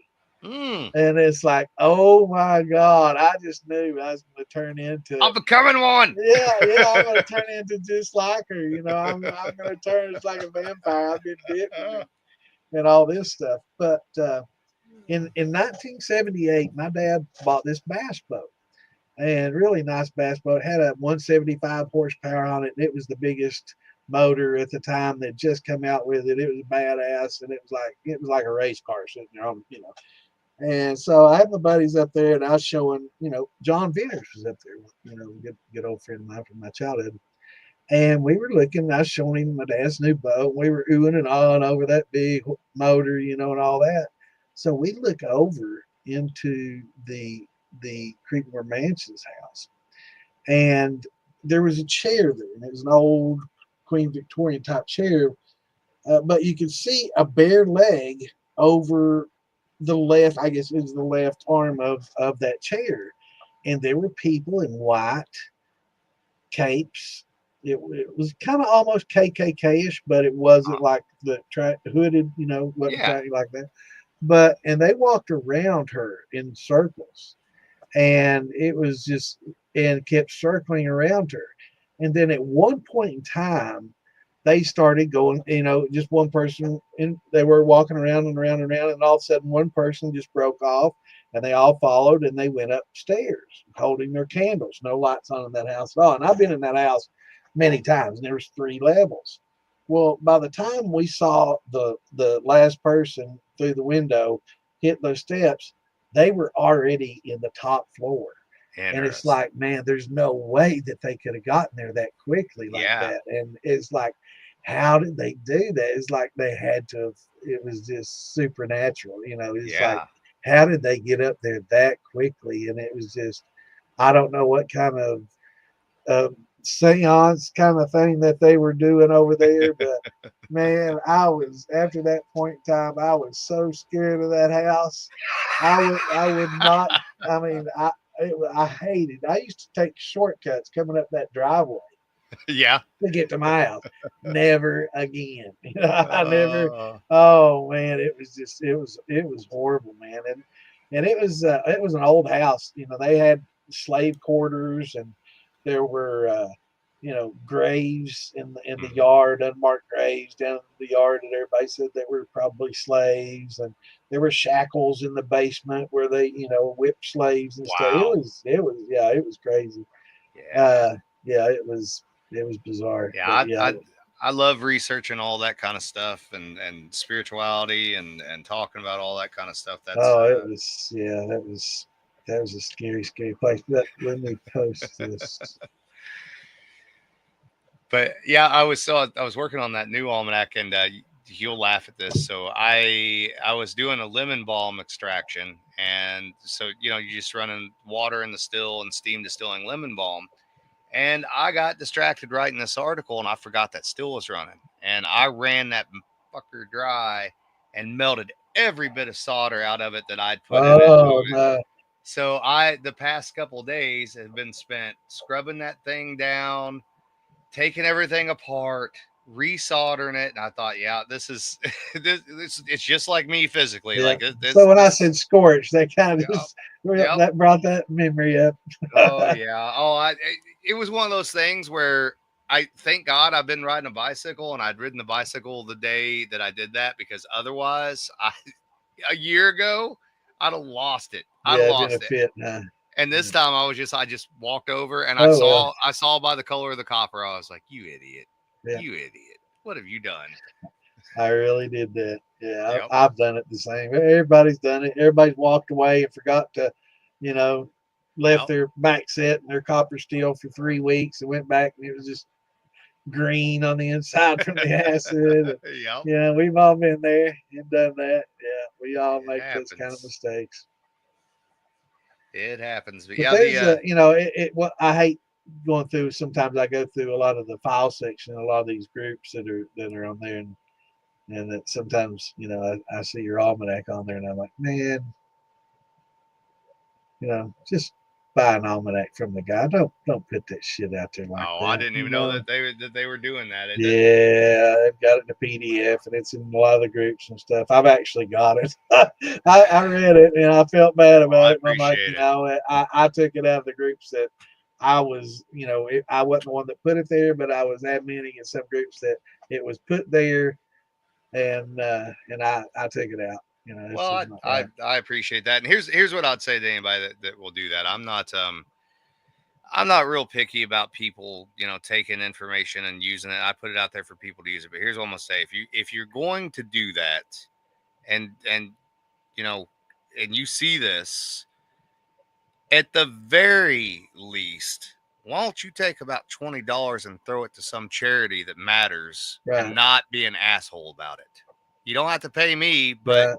you ought to give somebody something for it.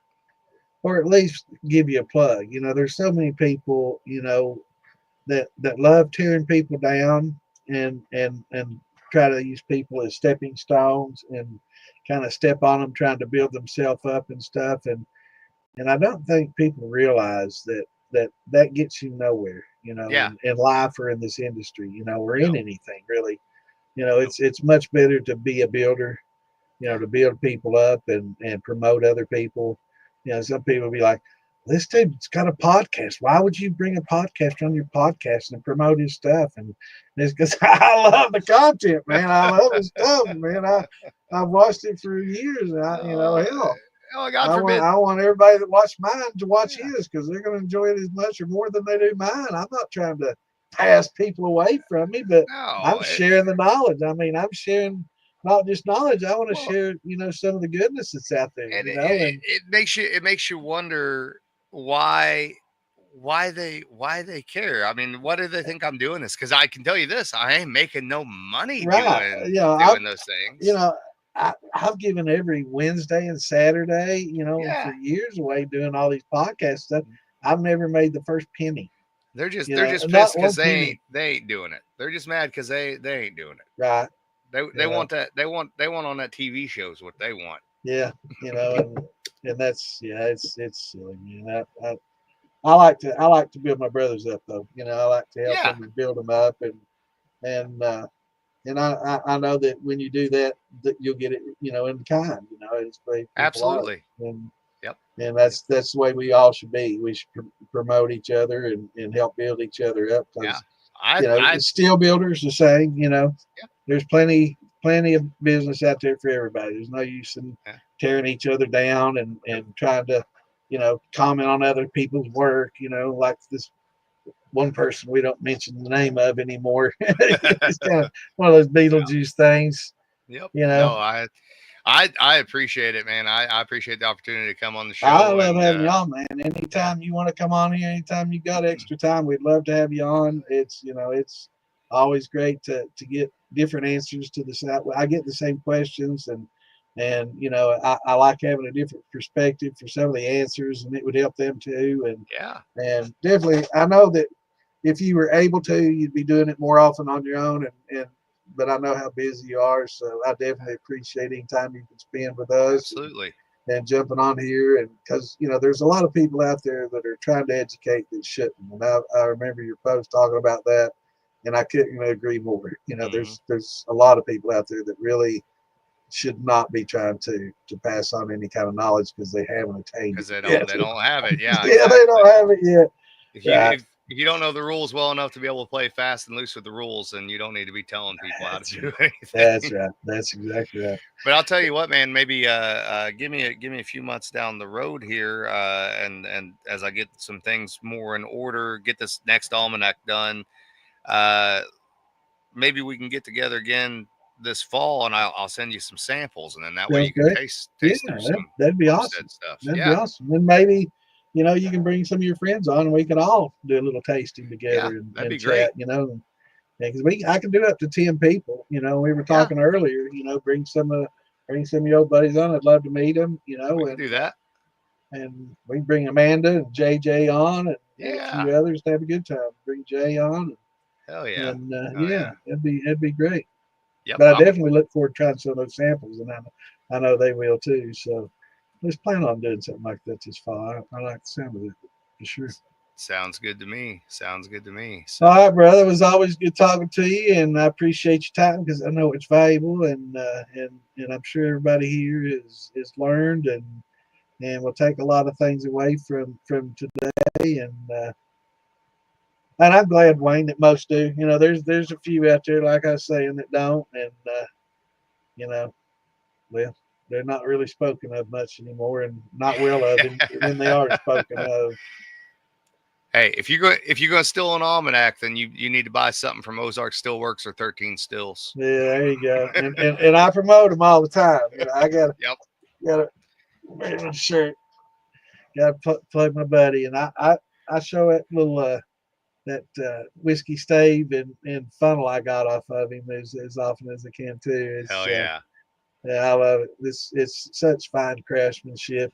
Just looking for the seam. Knowing Yep. there's a seam, but where is it? And it's so Where's it hard. at? Yeah, you pull out the magnifying glass. There it is. Wow, I think I can see it there. My Such good work, man. It's awesome. my favorite pieces I have. I'll tell you this. I'll wrap up and jump off here, but I show them off at the distillery every time somebody walks over there. My two favorite things I have are my whiskey thieves that he built with my brass knuckle handles. Yeah. I love it. Well, I didn't get the brass knuckle handle, Wayne. I'm Oh, a you wolfing. you got to buy the brass knuckles and send them to him, and then call him. Oh, I see. Yeah, You gotta get real drunk at about 11:30 at night and call him and be like, "Hey man, I had that was an awesome I idea. had this crazy idea. before, you just go ahead and put the brass knuckles in the mail before Yeah. you call him. So that way it kind of guilts him a little bit. Yeah, you can't say no kind of thing. Well, I already sent it, man. Yeah, it's on its way, dude. Yeah. Be there on Friday. Yeah, awesome. But I appreciate it, All brother. right, brother. It's great having you on here. And next time, hopefully, we'll be able to see you. Yep, I hope so. I'm going to have to send you a little webcam or something. Yeah. I've got this little Logitech Jewel. This is like 720p, and I'm using its microphone actually right now. My mic and my headset went out. Sounds so, good. yeah, it does. And it's like, it was cheap when I got it. It was like 29 back in the day. And I don't even think they make them this cheap anymore, low Probably not. resolution. Yeah. It's like a 720. It's not even a 1080. So resolution's fine for, a little teeny square. It's not like huge. So, yeah. So we'll we'll get you something over there so we can see you next time. All right, brother. All right, brother. I appreciate you coming on and look forward to this fall. Definitely look forward to, we'll set up a time for that. Yep. And I know I'd ask if you're going to any festivals this year, but I know you're too damn busy for that. No, I guess I should probably say though.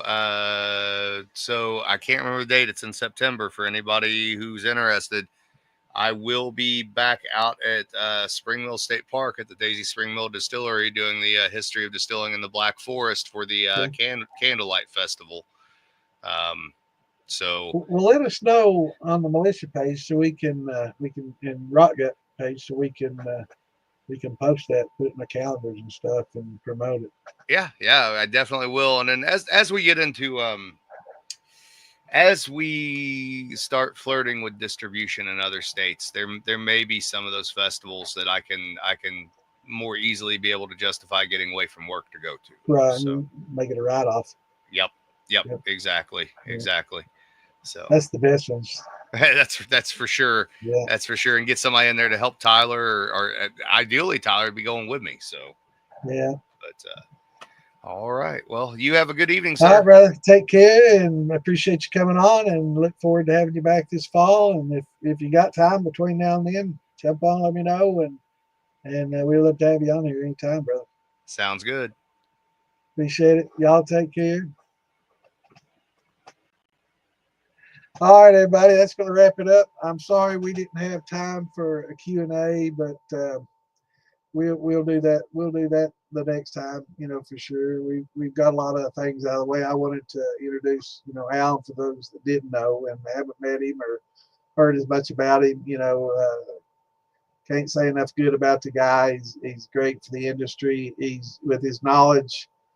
Most people with his knowledge would never spend the time, that he spends with us and trying to help and educate and doing his almanac and doing his podcasts and stuff as well. He's an educator as well as historian and probably one of the most knowledgeable people I know. I want to meet Patrick Heiss though, because he's definitely the bomb. It's the science. He's the guru. And I know he knows it down to the molecule, to the atom. So this dude's amazing. And that's kind of my thing. I want to learn that science all the way down to the subatomic level, but it's great having Alan on, and it's great having y'all with me tonight. I appreciate y'all coming in. Now, Saturday, I won't be here. We're going to be at Philbilly's. So those of you that can, try to make it over there. It's going to be a great time. 11th and 12th this weekend, Friday and Saturday. They're in Columbus. I'm trying to remember the name of the damn bar that it's going to be at. Somebody help me while I go to the militia page looking for it. And I did that the other day and I couldn't find the damn thing, so I'm gonna try again. So somebody help me.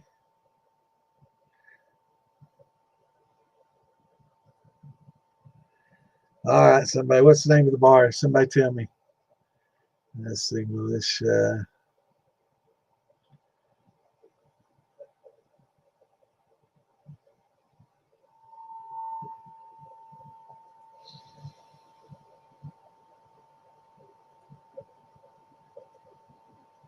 Let's see.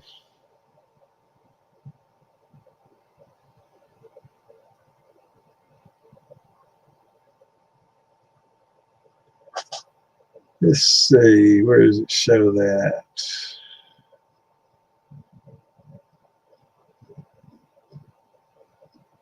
Dang it. Why is that not pinned to the top? That should have been pinned to the top. I'm going to blame Damon on that.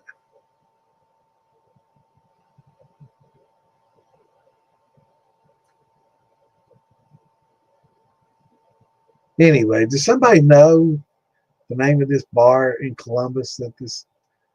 I better find out before I go. I've got to find it. Shit.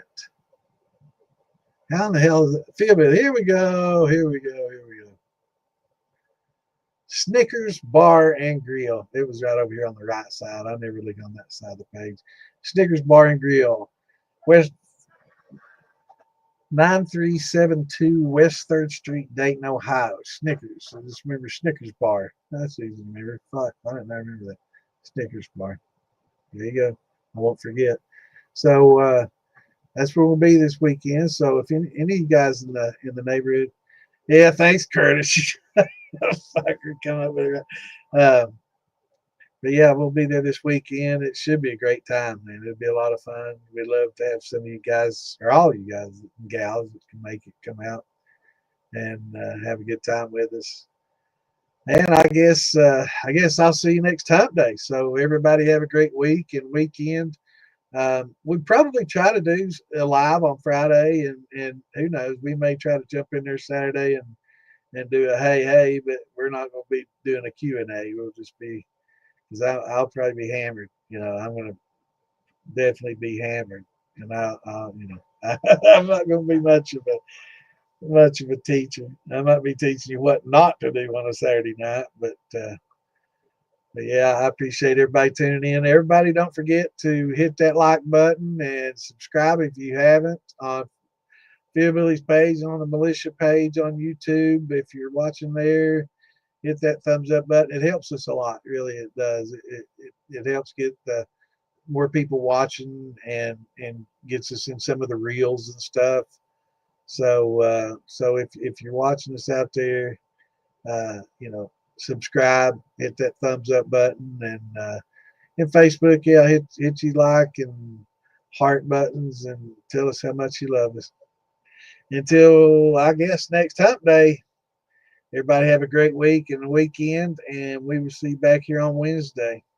Till then, everybody take care and shine on, stay safe. Love y'all. Take it easy.